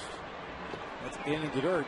Nice block by Napoli. Ibar actually come on behind Crawford and trying to pick off. And was completely out of position there. Time now for the One West Bank One Person One Play, brought to you by One West Bank, one person at a time. We go back to the 5th inning. There's that changeup by Longoria. Stayed back 0-2. Fought off a pretty tough pitch.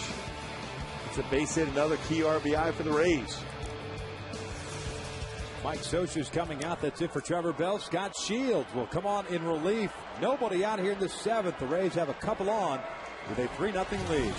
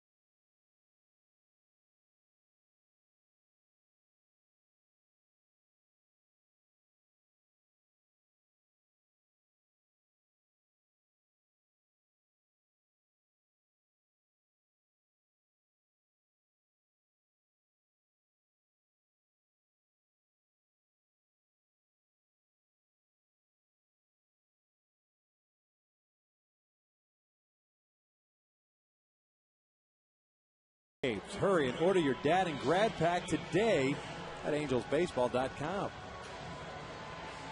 Scott Shields comes on in relief of Trevor Bell with nobody out here in the 7th and 2 men on. Let's take a look at the numbers for Scott.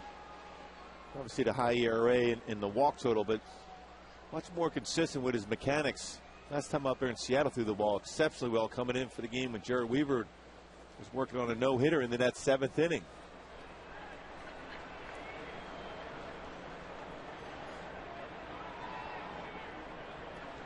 Scott going an inning and 2/3 in that game against Seattle. 1 walk and 1 strikeout as he faces Evan Longoria here.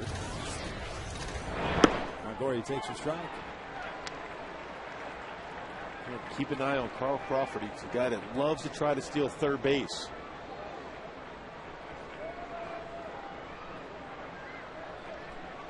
See Howie trying to keep him close.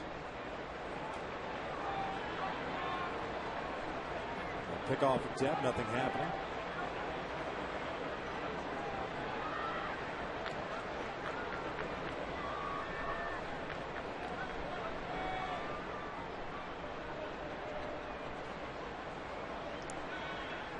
He'll one. Drilled out to deep center field. Torrey Hunter is back at the wall. 3-run home run for Evan Longoria. It is 6-0 Rays.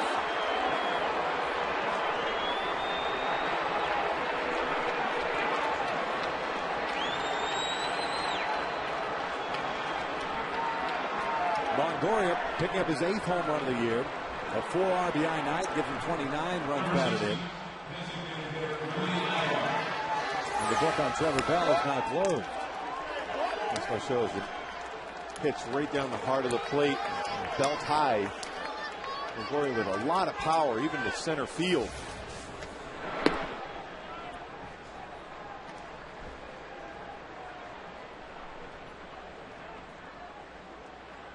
Two of those 3 runs getting charged to Trevor, who went an inning plus 2 batters.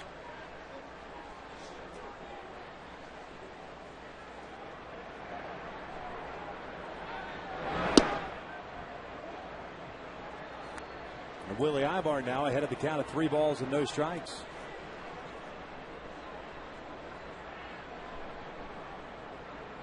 Ibar tonight 0 for 3. A couple of fly balls to center and a ground out. That's a 4-pitch walk.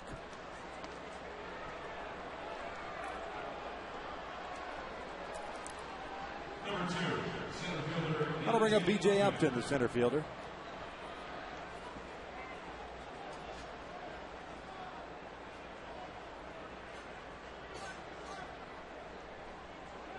Upton drew a walk in the 2nd, hit a fly ball to center in the 4th, struck out in the 6th inning.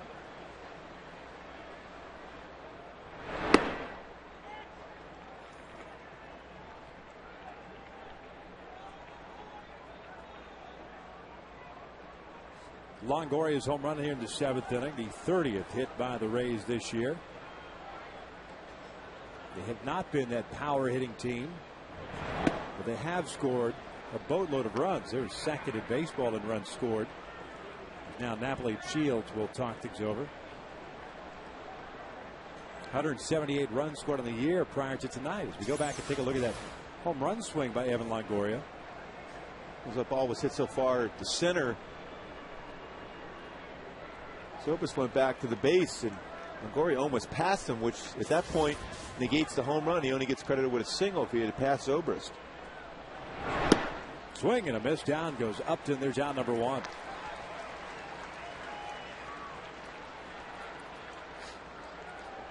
Number 19, right fielder, Gabe Kapler. Brings up Gabe Kapler. Kapler getting to start in right field tonight. 1 for 3. Had a single back in the 4th.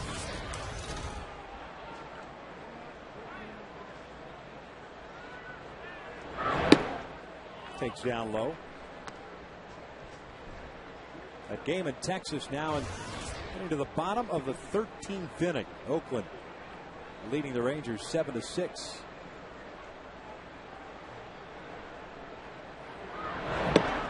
Only other action ongoing outside of this one is the Diamondbacks hosting the Dodgers. Dodgers up 4-3 that game in the 8th. Padres leading the Giants 3-1 that game in the 5th. Darren Herron started that game against the Dodgers, striking out the first 9. It's all downhill after that. Pretty good start. Pretty good start. That pitch way in the dirt. Nothing Napoli could do, and that will advance Ibar to second base on the wild pitch.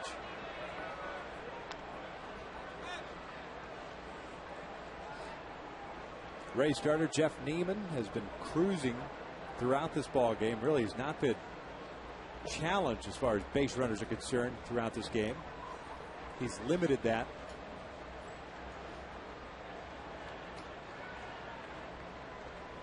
Joe Madden playing the Angel brand of baseball to get this lead.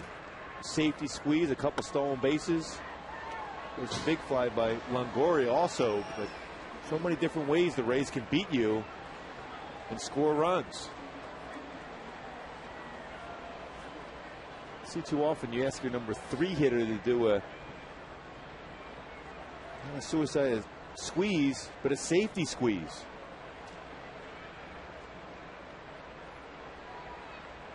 Two. Breaks his bat, and the bouncer back to Shields. 2 outs. The Zobrist was created. That monster was created by Joe Madden. So if JoJo puts you in that 3-hole and he wants you to bunt, then you bunt. You better do what he tells you. Joe's a very positive guy, but if you don't play the game the way he wants you to play, he will challenge you. I had a couple of conversations with him down in the minor leagues. Oh, did you, Victor? Yeah, I was challenged once or 3 times. Every week? Something like that. Navarro takes a strike. He's 2 for 3 tonight with a couple of singles. But always fair. It was always legitimate stuff. Not just, you get guys at times in the minor leagues, especially whether they're minor league field coordinators or player development guys, that want to hear themselves talk and hear their authority come out. Joe was never that way. He cared, still does, about each of his players. I mean, I didn't think he cared at the time, but as I got older, I realized that he did.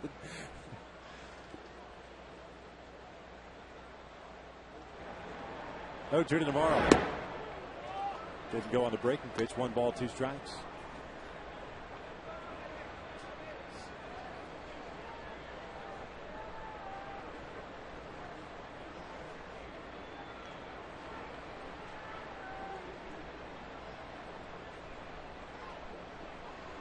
Navarro ripping 1 foul down the right field side. Count remains at 1-2.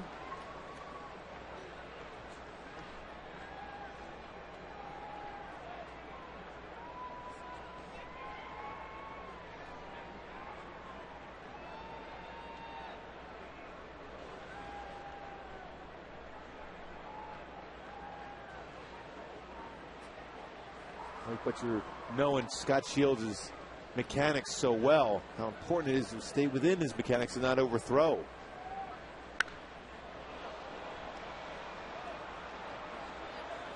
Navarro being very generous with the fans down in the right field corner, providing souvenirs.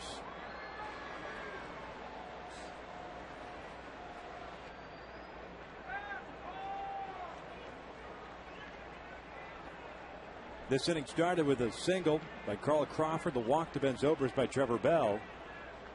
Bell came out of the game, gave way to Scott Shields, who got ahead at 0-1, and then gave up the home run to Evan Longoria. 1-2. Foul back.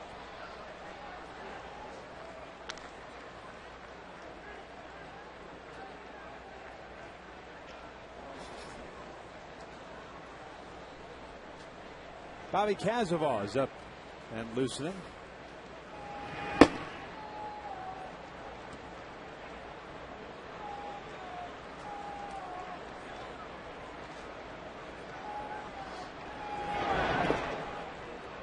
Two balls, 2 strikes.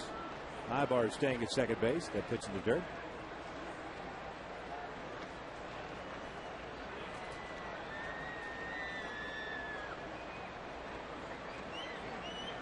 Mike Napoli's had a lot of pitches in the dirt of late. He's done a solid job as far as keeping his body in front of those pitches that are overthrown in the dirt. Jeff Mathis getting close. He's starting to feel better. Doesn't feel any pain or discomfort in that wrist. 2-2, got him looking. Down goes Navarre with the Rays. Tack on 3 runs, 7th inning stretch down here to the game. Rays up 6-0.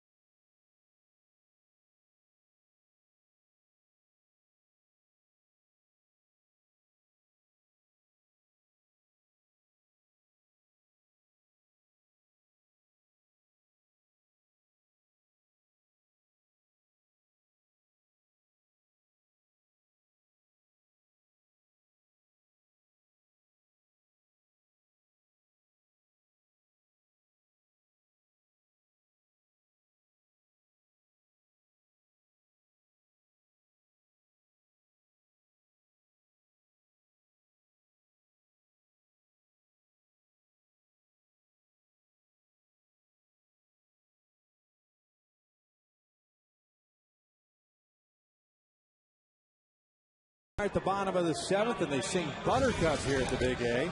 I'll remind you that the Angels conclude this series with the Rays tomorrow afternoon at 4:05 p.m. There are great ticket specials still available.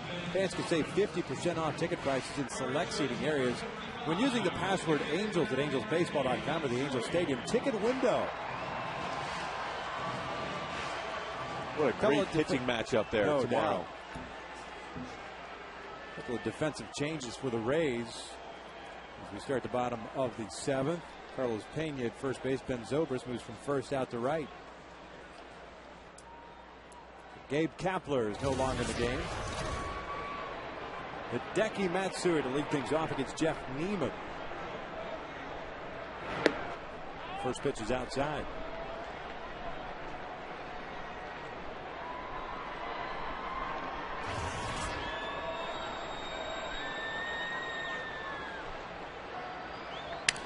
Breaks his bat, rolls at the first base line. Pena, nice play. Neiman's covering, and there's the out. The bat barrel ended up in the crowd. Watch your hands there, but that's a nice play. Well, this bat was shattered. A fastball on the inside part of the plate. Going flying in the stands. Carlos Pena just getting in the ball game, showing why he's a Gold Glover. And Samoa showed that 4-seam fastball inside, shatters the bat. Ready to hit the handle.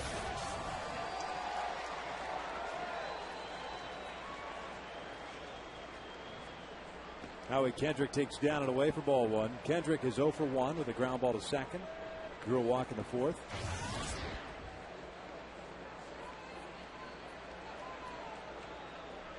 And Neiman at 85 pitches so far as we play here with 1 out in the 7th.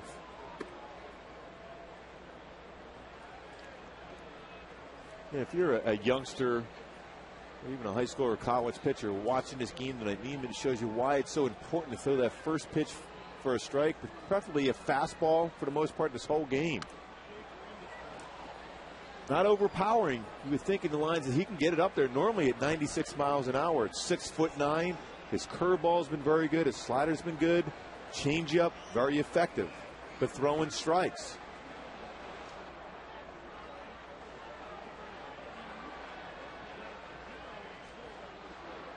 Two-one. Kendrick out to right field, base hit. Zobrist to cut it off. And the Angels get their first base runner since the walk to Howard back in the 4th inning.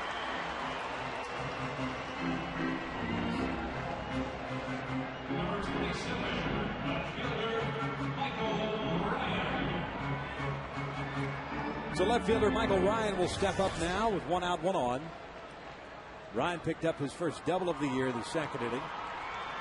Grounded out to Longoria in the fourth.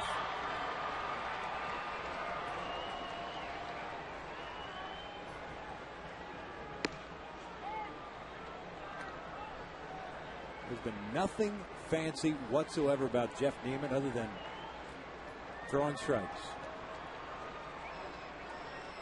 No walks in the game so far. The 0-1. Ryan swings and misses on the off speed, pulling the trigger on that one. So he had 1 walk with Howie Kendrick, his previous at bat.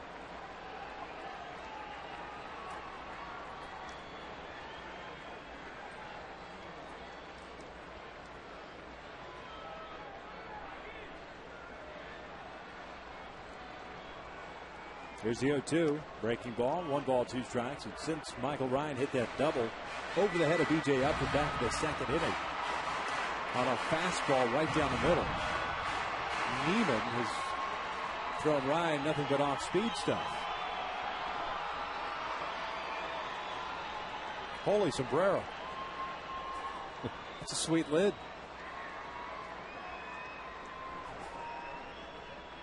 There goes Howie. Ryan shoots one down a left field line. Long run over for Crawford, but he's got great speed. Tracks it down. Kendrick will head back to first base. There are 2 outs. Pretty good piece of hitting, but you're right. Carl Crawford covers a lot of ground. We saw that great play he made on Torrey Hunter last night. This time going the other way to the glove side. Casually makes that play.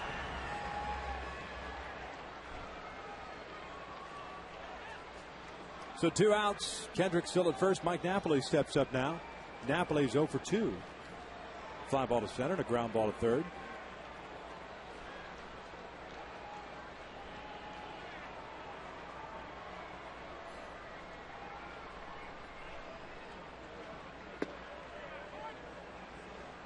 Curveball for a strike. 5 hits allowed by Neiman in tonight's game. 1 each in the first 3 innings, including that double by Ryan.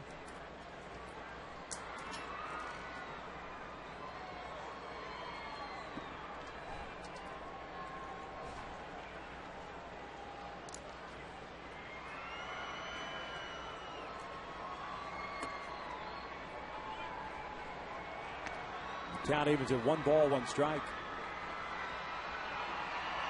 Finale of the 3-game set tomorrow afternoon, 4:05 first pitch. Jared Weaver, David Price, the scheduled matchup. Then an off day on Thursday for the Angels. The Oakland A's will roll on Friday night for the first of 3. Napoli breaks his bat, pops one up. Shallow right. Rodriguez, the second baseman, calls for it, makes the catch. There's out number 3. 7 innings in the books here at the Big A. It's all Rays thus far.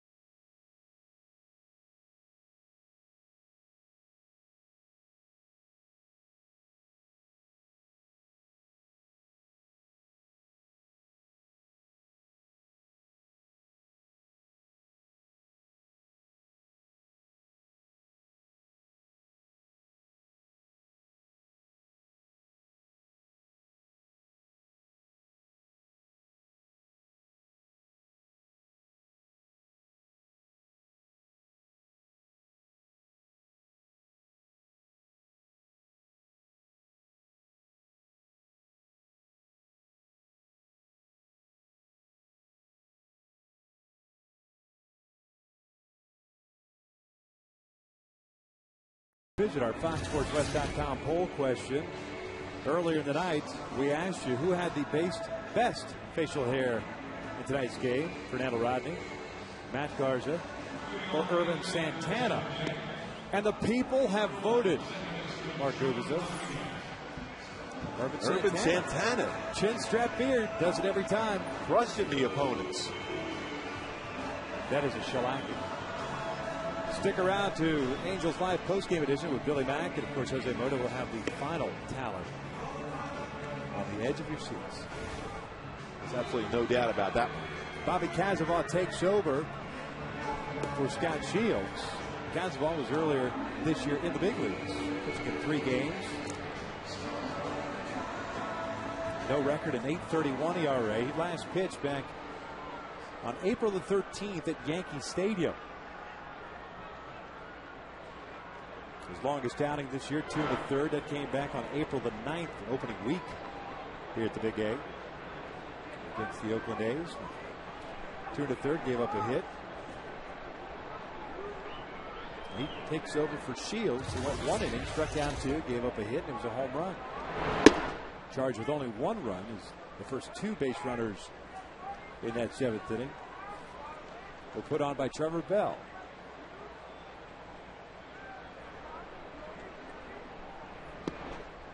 Big swing and a miss by Rodriguez, and it's no balls, 2 strikes. A couple pretty good breaking pitches for Kazavaw. Stays within his mechanics, can overthrow that one, an 85. Kazavaw was a Rule 5 pick by the Oakland A's out of the Angels system during the offseason. Went to spring training with the A's. And was not going to make that team. Was offered back to the Halos. He took it back. It delivers a changeup in there. Rodriguez goes down looking for out number 1. 3 solid all-speed pitches in a row. Throws Sean Rodriguez here on the outside corner. Perfectly located.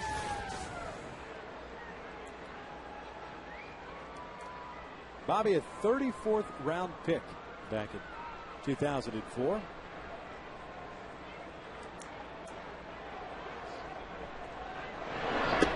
Delivering another strike. Last year spent all of the season at Double-A Arkansas with 3-7 with a 3.68 ERA and 4 saves. He's committed just throwing strikes. 5 pitches, 5 strikes this far. Ahead of the count on Bartlett at 0-2. Fastball inside, fastball outside. After 3 off-speed pitches, you get Sean Rodriguez. 0-2. Check swing, he went around. Down goes Bartlett. How about that? Back-to-back punch-outs.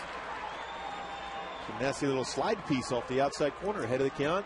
Expand the strike zone, get a swing and miss. That's been one of the things that has hampered Bobby throughout the years, that strikeout to walk ratio. Last year, as a matter of fact, 45 punch-outs. Never been a big strikeout guy, but 45 strikeouts, 37 walks. The year before that at Rancho, 52 punch-outs, 40 walks. So not quite the ratio that you'd like to see, especially from a reliever. Minimum 2-to-1 ratio. Out of the bullpen, probably 3-to-1 as far as strikeouts to walks. Carl Crawford tonight, 3 for 4, 3 singles, a couple of stolen bases. Swings through that one. 8 pitches, 8 strikes for Bobby Kazavaw. I say we do it. If he gets a strikeout here, it's got to be a steak dinner on us. 9 pitches, 9 strikes? No. Thank you. Good idea, though, at least. Bouncing that slider out in front, see if we get another swing and miss out of a Rays hitter. Yeah, we would have to do that. 9 pitches, 9 strikes, 3 strikeouts. Absolutely. The 1-2. Outside, 2 balls, 2 strikes. The Rays with 2 runs in the 3rd, 1 in the 5th, 3 in the 7th. The Angels, on the other hand, have not had a man in scoring position since the 3rd. Crawford swings, pops one up. Long run back for Brandon Wood, and he'll make the catch. So 1-2-3 inning for Bobby Kazavaw. Welcome back to the big leagues, young man. We head to the bottom of the 8th. Angels trailing it 6-0. Yeah.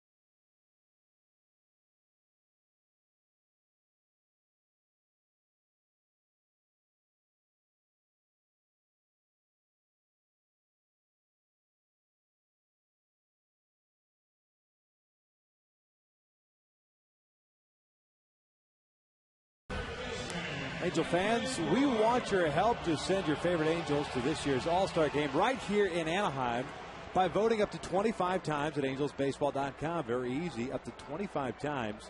You can cast your ballot now for the 2010 All-Stars. Vote early, vote often, and vote Angel. Vote today at angelsbaseball.com. July 13th, right here at the Big A. Wood, Ibar, and Abreu here against Jeff Neiman. That is a great lid. Without a doubt. With the All-Star emblem on there, too. He's ready. Good swing and a miss there by Brandon. No balls and 2 strikes. Neiman just continues to work that strike zone. Mixing the fastball, spotting it well. Big curveball and a slider. The 0-2. Fouled back. Lance Cormier is up and loosening. He looks like Brian Stokes, doesn't he? Wait a second. He went from RDL right to the Rays. Here's the 0-2. Outside, 1 ball, 2 strikes. Really, this whole game, Neiman 91 miles an hour. We're expecting that 96. Not overpowering. Really not a lot of movement on the fastball. An occasional 2-seam fastball down and in on a righty, but he's been spotting it so well. Here's the 1-2. Breaking ball high. 2 balls, 2 strikes.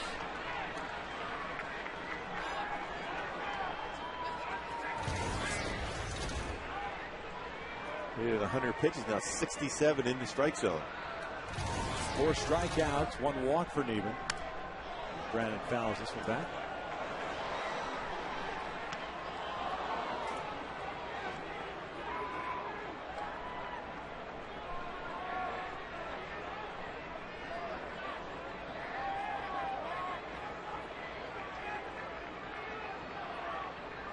Two again. Reaching for that pitch and fouling it back.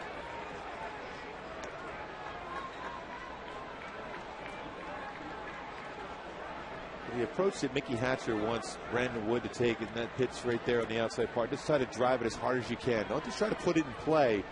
He wants extra base type swings. Breaking ball, breaks his bat, loop from the left, there's a base hit. Take it any which way you can. Leadoff man is on board for Eric Ibar. That breaking pitch backed up on Neiman. Brandon Wood was able to fight it off and flare it in the left field for a base hit.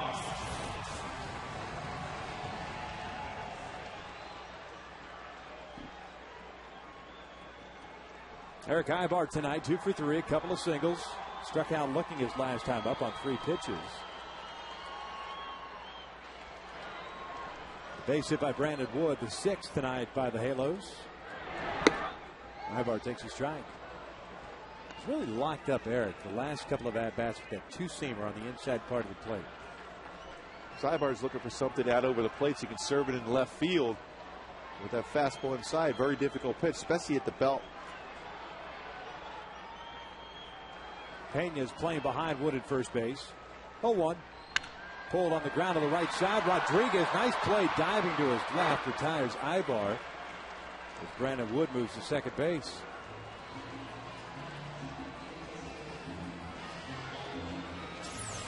Sean Rodriguez showing a lot of range.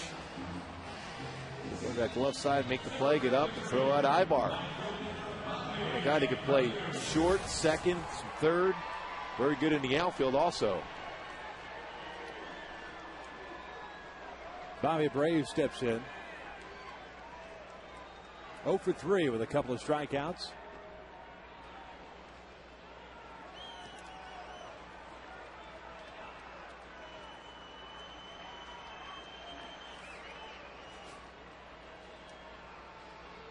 Bobby takes a breaking ball for a strike. Going back to that Rodriguez play, just watch, if you're a kid at home, watch him watch that ball all the way in. I mean, more times than not, you're picking a spot to dive at. Guys sometimes forget to watch the ball all the way into the glove. Textbook defense there by Rodriguez. Well, how still he kept his head as he's diving for that baseball also.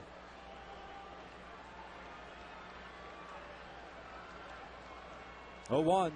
Bobby fouls one back. Bobby has not looked comfortable tonight at the plate. He did hit that ball hard in the first inning. Seemed to be a shot up the middle, destined to go into center field for a base hit. Instead, it went off the left shin area of Neiman. Ricocheted to Zobrist for the putout, but then he struck out in the third, struck out in the sixth inning, both on off-speed pitches. Finds himself in the hole now at 0-2.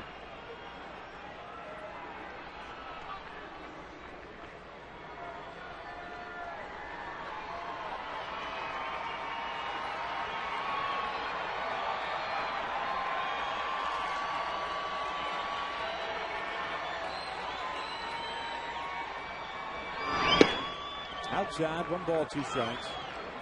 Tried to force that changeup. Still not a bad spot. If you're going to throw a changeup 0-2, you better be off the plate.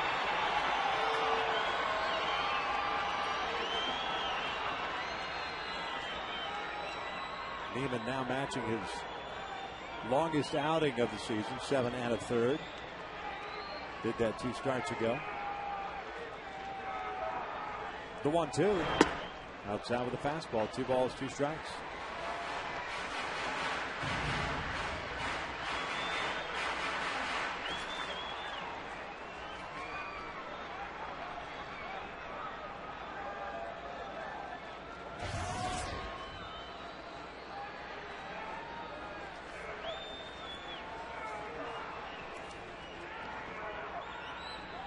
Brandon Wood leads off at second.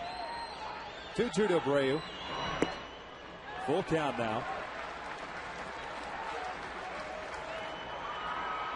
And if the Angels are going to do something as far as scratching out some runs, this would be the perfect time to do it. With a man in scoring position, Abreu, Hunter, Morales should be in and continue.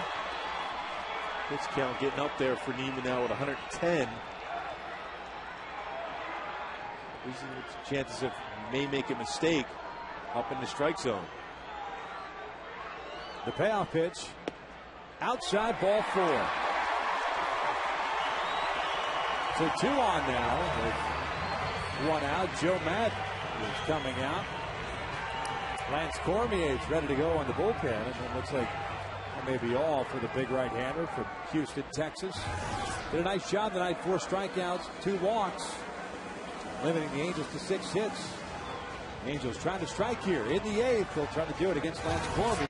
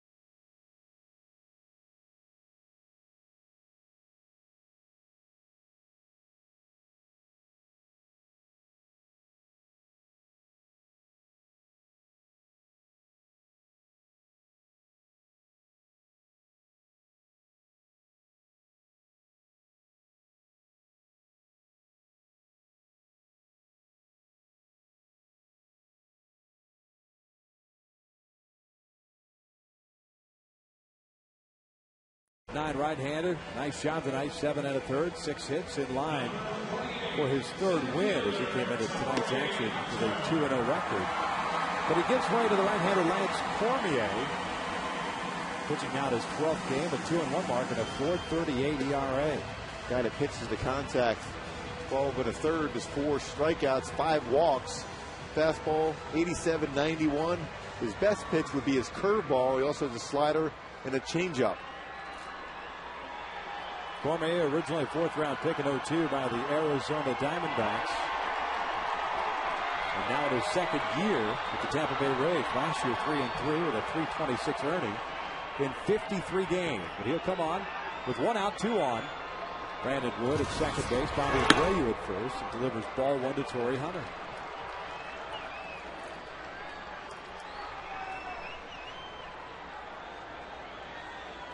Torrey tonight's 1 for 3.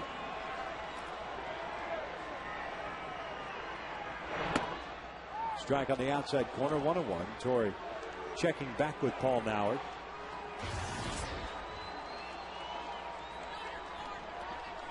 Not quite sure that was a strike, but the count is even.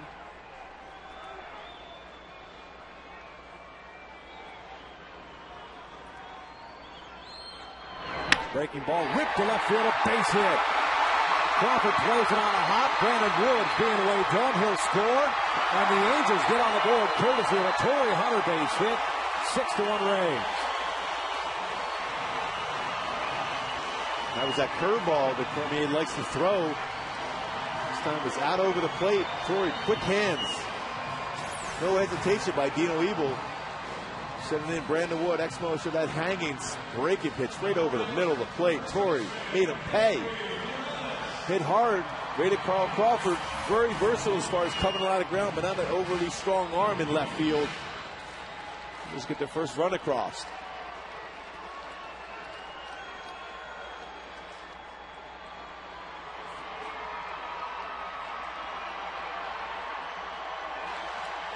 Kendrick Morales steps in now 0 for 3.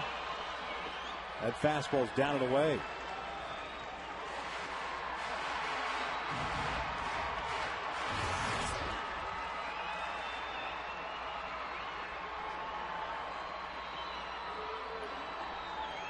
Gendry's season average down to 285 now with the 0 for 3 night. But still the team leader in home runs with 7.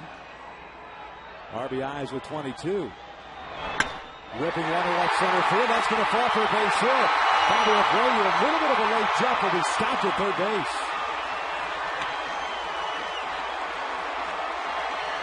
Not sure if Bobby wasn't sure if that ball was going to be caught by B.J. Upton or not, but seemed to get somewhat of a delayed jump. You see him with his hands. He looks like he's upset at something or someone. Well, this looked like it was going to be hit right away. A little hesitation. B.J. Upton has a strong arm also, though. Before this series, Dino Ebel said, talking about the strength of the arms of the Rays outfielders. B.J. Upton is a guy that charges the ball well and has a strong, accurate arm. There's no reason to take a chance when you're down by 5 in that situation. Now the entire infield is being called in for one reason only, and that's trying to get the bullpen up and loosened in a hurry. They've got double barrel action going out there. Now Paul Nauert, the home plate umpire, is going to break up the meeting of the minds. You see Randy on the left and Graham Balfour on the right. Both guys pitching in last night's game. You see Bobby Ramos tipping the cap. That's the sign to the skipper coming out that they are ready to go. Joe Madden singling for the left-hander Randy Joe with Hideki Matsui coming up. A pitching change, the second here in the 8th. 1 run in. Godzilla due up with the bases loaded when we come back.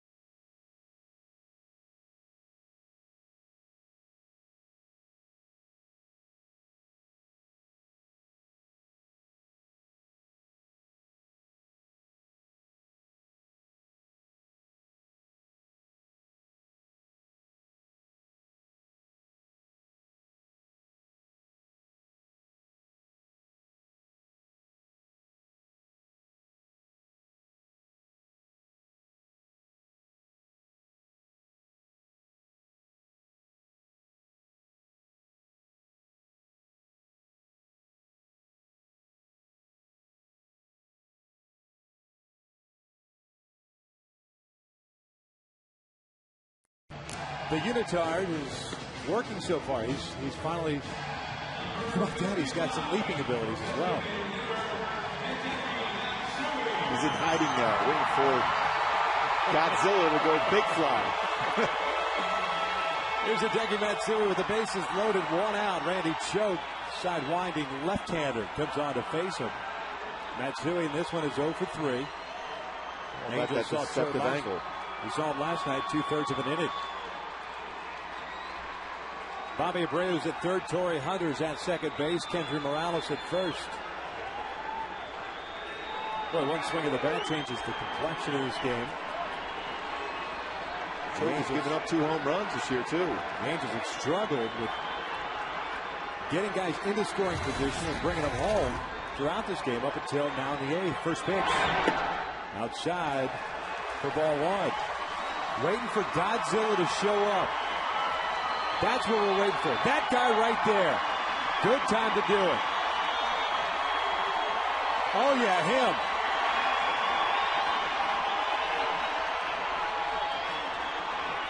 You're waiting on him. Waiting for that fastball here now. 1-0 count. We get one on the inner half of that with that fastball. 1-0. Takes down low. 2 balls and no strikes. Well, here at the Big A, you've got the Rally Monkey on Fox Sports West. Not only do you have Unitard guy, but you've got the Rally Zilla.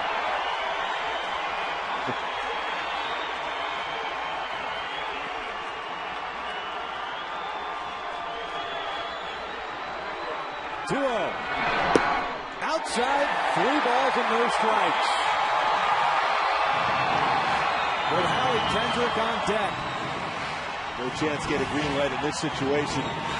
Same pitch will get 3-0 as he would 3-1. Take this pitch, put the pressure on the Rays.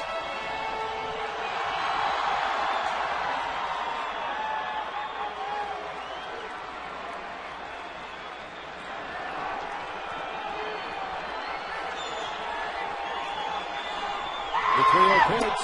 In tight, ball 4. It is 6-2 Rays. Hideki Matsui picks up an RBI, his 15th of the year. And here comes Joe Madden. Paul Nauert doesn't like the fact that Randy Choate was chirping at the home plate umpire. And that's why Madden came out immediately. And you saw the infielders all of a sudden gravitate toward the mound, and same with Deanna Navarro. Really, at the end of the day, Paul Nauert has done one heck of a job. He's been consistent throughout, and all of a sudden, just because you fail to throw strikes, you start blaming the umpire here in the 8th inning. Especially a borderline 3-0 pitch. The other pitches weren't really all that close. So Choate departs.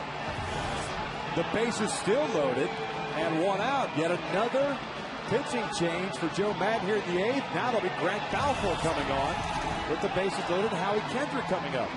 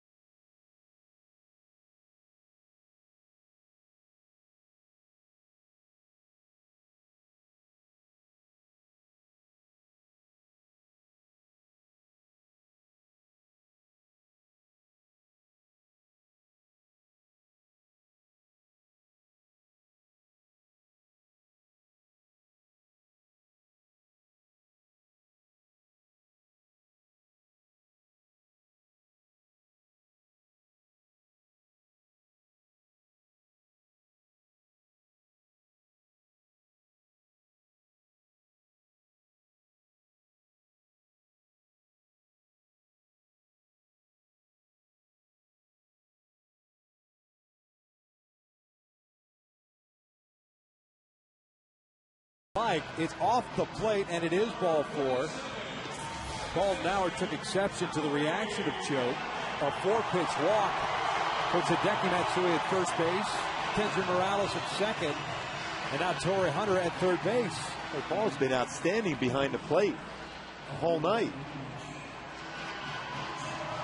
And the Australian right-hander Grant Balfour comes on in the game. He pitched last night as well, going 1 inning, giving up a hit and a run. That was the sac fly to Juan Rivera in the 11th. It was Balfour who took the loss in last night's game. He's now 0-1 on the year. He'll face Howie Kendrick here with the bases loaded, 1 away. Well, he's got a power fastball, 91 to 96, a curveball, slider, and a changeup. His #1 pitch, his go-to pitch, is that fastball. And Howie has struggled with the bases loaded. Needs to be patient here. Just 147. Center spot. He's going to give you a fastball. Look in the inner half. Howie 1 for 2, a ground ball, a walk, and a base hit. Fastball strike on the outside corner. It's a good idea to not swing at that pitch. It's a perfect pitch for Balfour on the outside corner at 92. If you swing at that, there's a chance you might hit into a double play. Jeff Neiman watching it unfold. The book on Neiman is now closed. 2 runs in 7 1/3 and 6 hits. A terrific performance by him. He gave way to Lance Cormier, faced 2 batters, gave up back-to-back hits. Then Choate came on and walked Matsui. That's where we stand right now. 6-2 Rays with 1 out in the 8th. 0-1 outside. 1 ball, 1 strike. Defensively out in the outfield for the Rays. Crawford shallow and left. See B.J. Upton going toward that power stroke of Howie Kendrick towards right center field.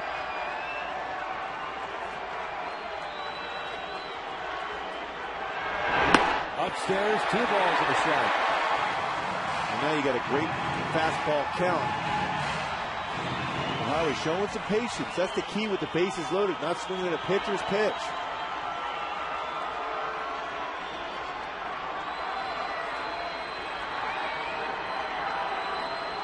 Number 2-1 on the outside corner, 2-2.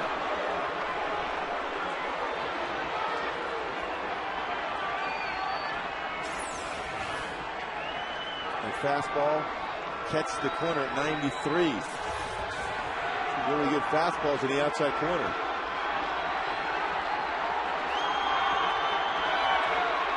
Two. Fastball skied foul. This one to find its place in the seats. And we'll reset and do it again.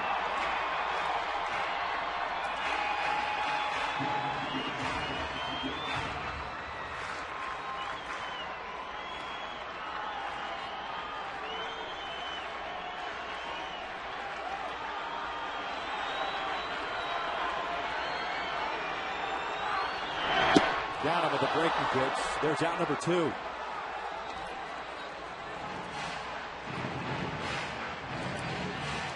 A breaking pitch. 2-2. Nasty at 86. A slider on off the outside corner and down. That's why we said this is the type of rotation that slider has going away from the bat. So it's up to Michael Ryan to keep things going here in the 8th inning. As he swings and bounces one toward the middle. Bartlett's got it, takes it himself, forcing out Matsui. The 8th comes to an end. The Angels get on the board. Rays still up 6-2.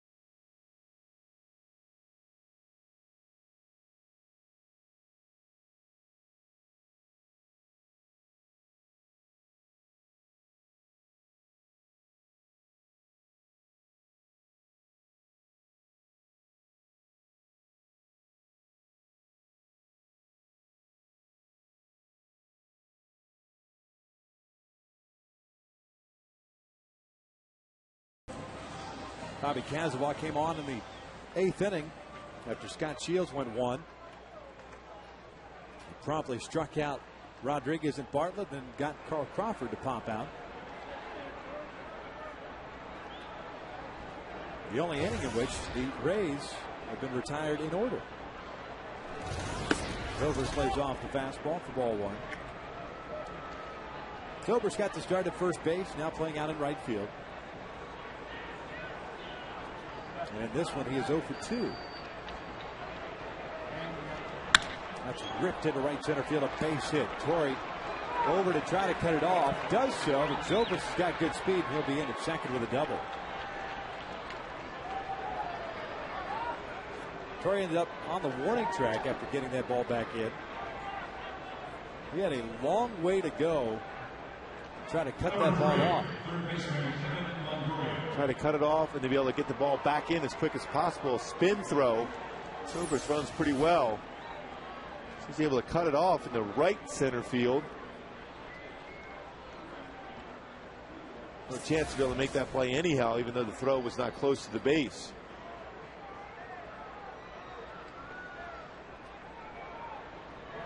Here's Evan Longoria.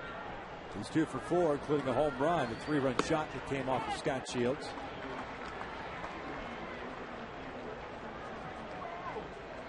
Home run for Longoria, his 8th of the year.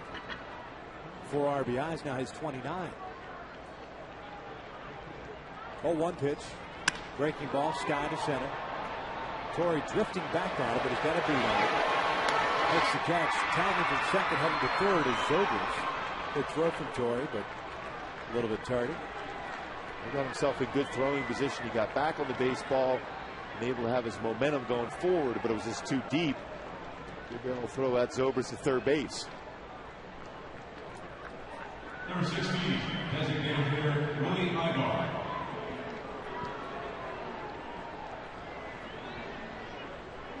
Angels will bring their infield in with Willie Ibar at the plate. He's 0 for 3 with a walk.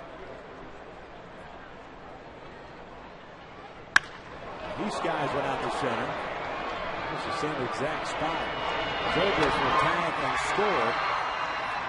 And it's 7-2 Rays as they get one of those runs back. Ibar gets credit for a sac fly and 9th RBI of the season.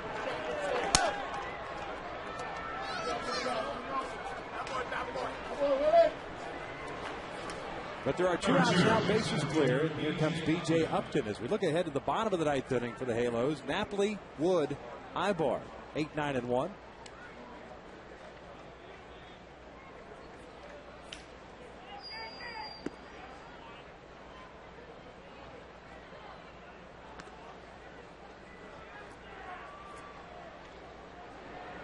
B.J. Upton tonight 0 for 3, including a couple of strikeouts.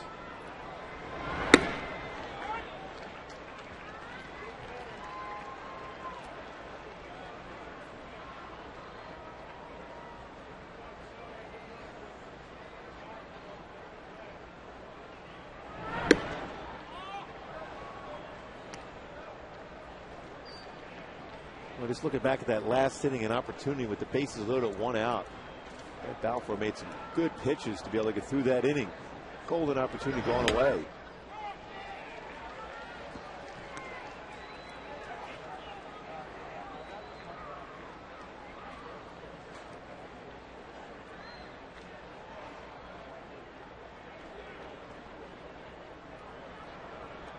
Two. Good pitch in on the hands. Tomorrow afternoon, 4:05 start here at the Big A. David Price, the big left-hander, going up against the Angels ace, Jared Weaver. Always difficult at 4 o'clock start. You have to deal with shadows, the sun. Advantage for the pitchers early in that game. Got him swinging on the off-speed pitch. Down goes Upton. 3 strikeouts on the night for Kazawa. We head to the 9th. Angels down by 5.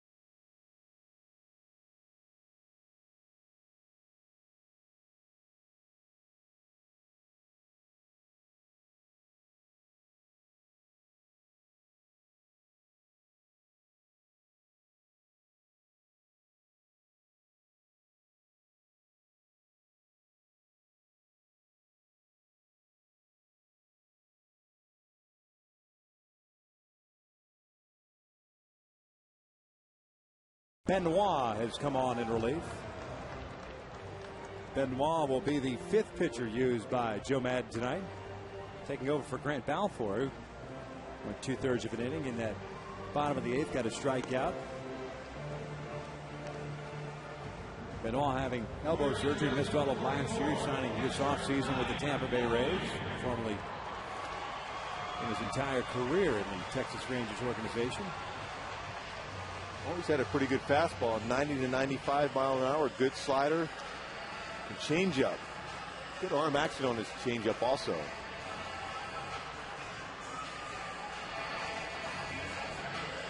Here in the 9th, the Angels will send up Napoli, Wood, and Ibar. This is scheduled 3 batters.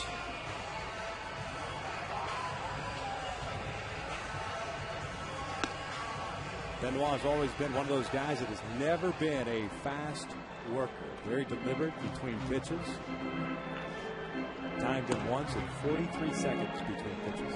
43 seconds? I kid you not. That's pretty deliberate, to say the least. Dominating the pacing of the game, that's for sure.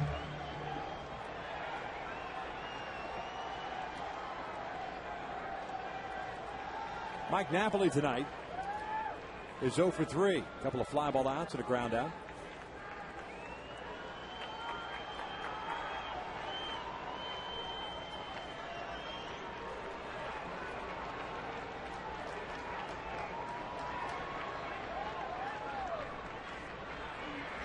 The first pitch.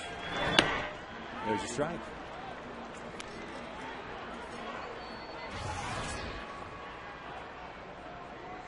If this score holds, and with the Rangers lost tonight at 13 innings, the Angels will remain 4 games back in the American League West. And it's quickly 0-2.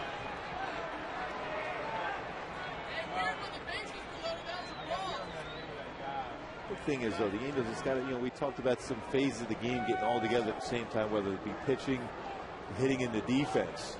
Defense has been there of late. A key hit, that opportunity to be able to get back into a ball game, to win a game comfortably, hasn't been there. Consistent pitching in the strike zone has been elusive. Mike Scioscia is a firm believer this team is going to be good. And it's going to be consistent at some point, but right now, all those phases have not been together for a long period of time. 1-2 breaking pitch in the dirt. 2-2 now.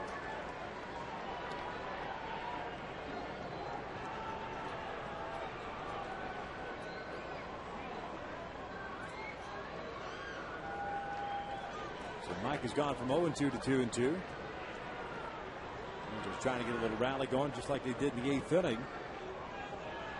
See if they could salvage his second game. And they got him with the off-speed pitch. There's out number 1. Brings up Brandon Wood.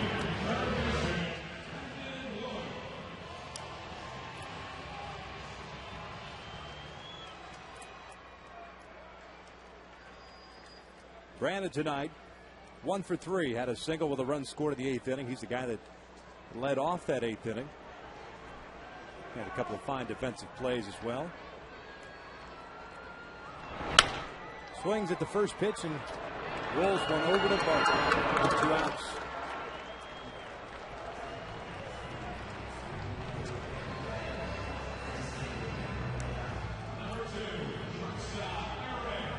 So the last hope for the Angels here in the 9th. Eric Ibar steps up.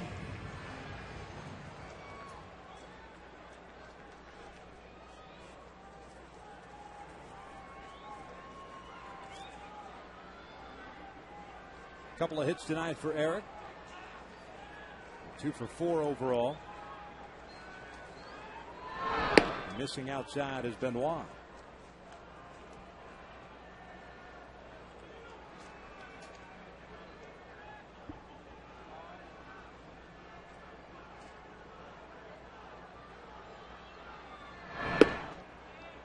Just off the plate. 2 balls and no strikes. See the velocity on Benoit's fastball in the low 90s. It's that changeup is a big difference maker for him. Same exact arm angle as that fastball. 2-1 now.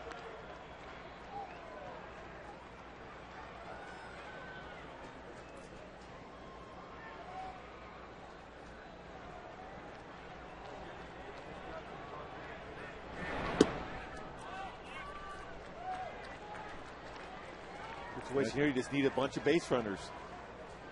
Put some stress on that bullpen of the Rays. Bobby Abreu on deck with a 3-1 count on Ibar.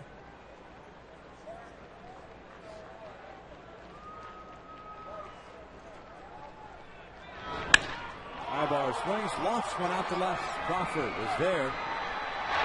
Makes the catch. It's a 1-2-3 ninth inning. The Angels drop game 2. The final by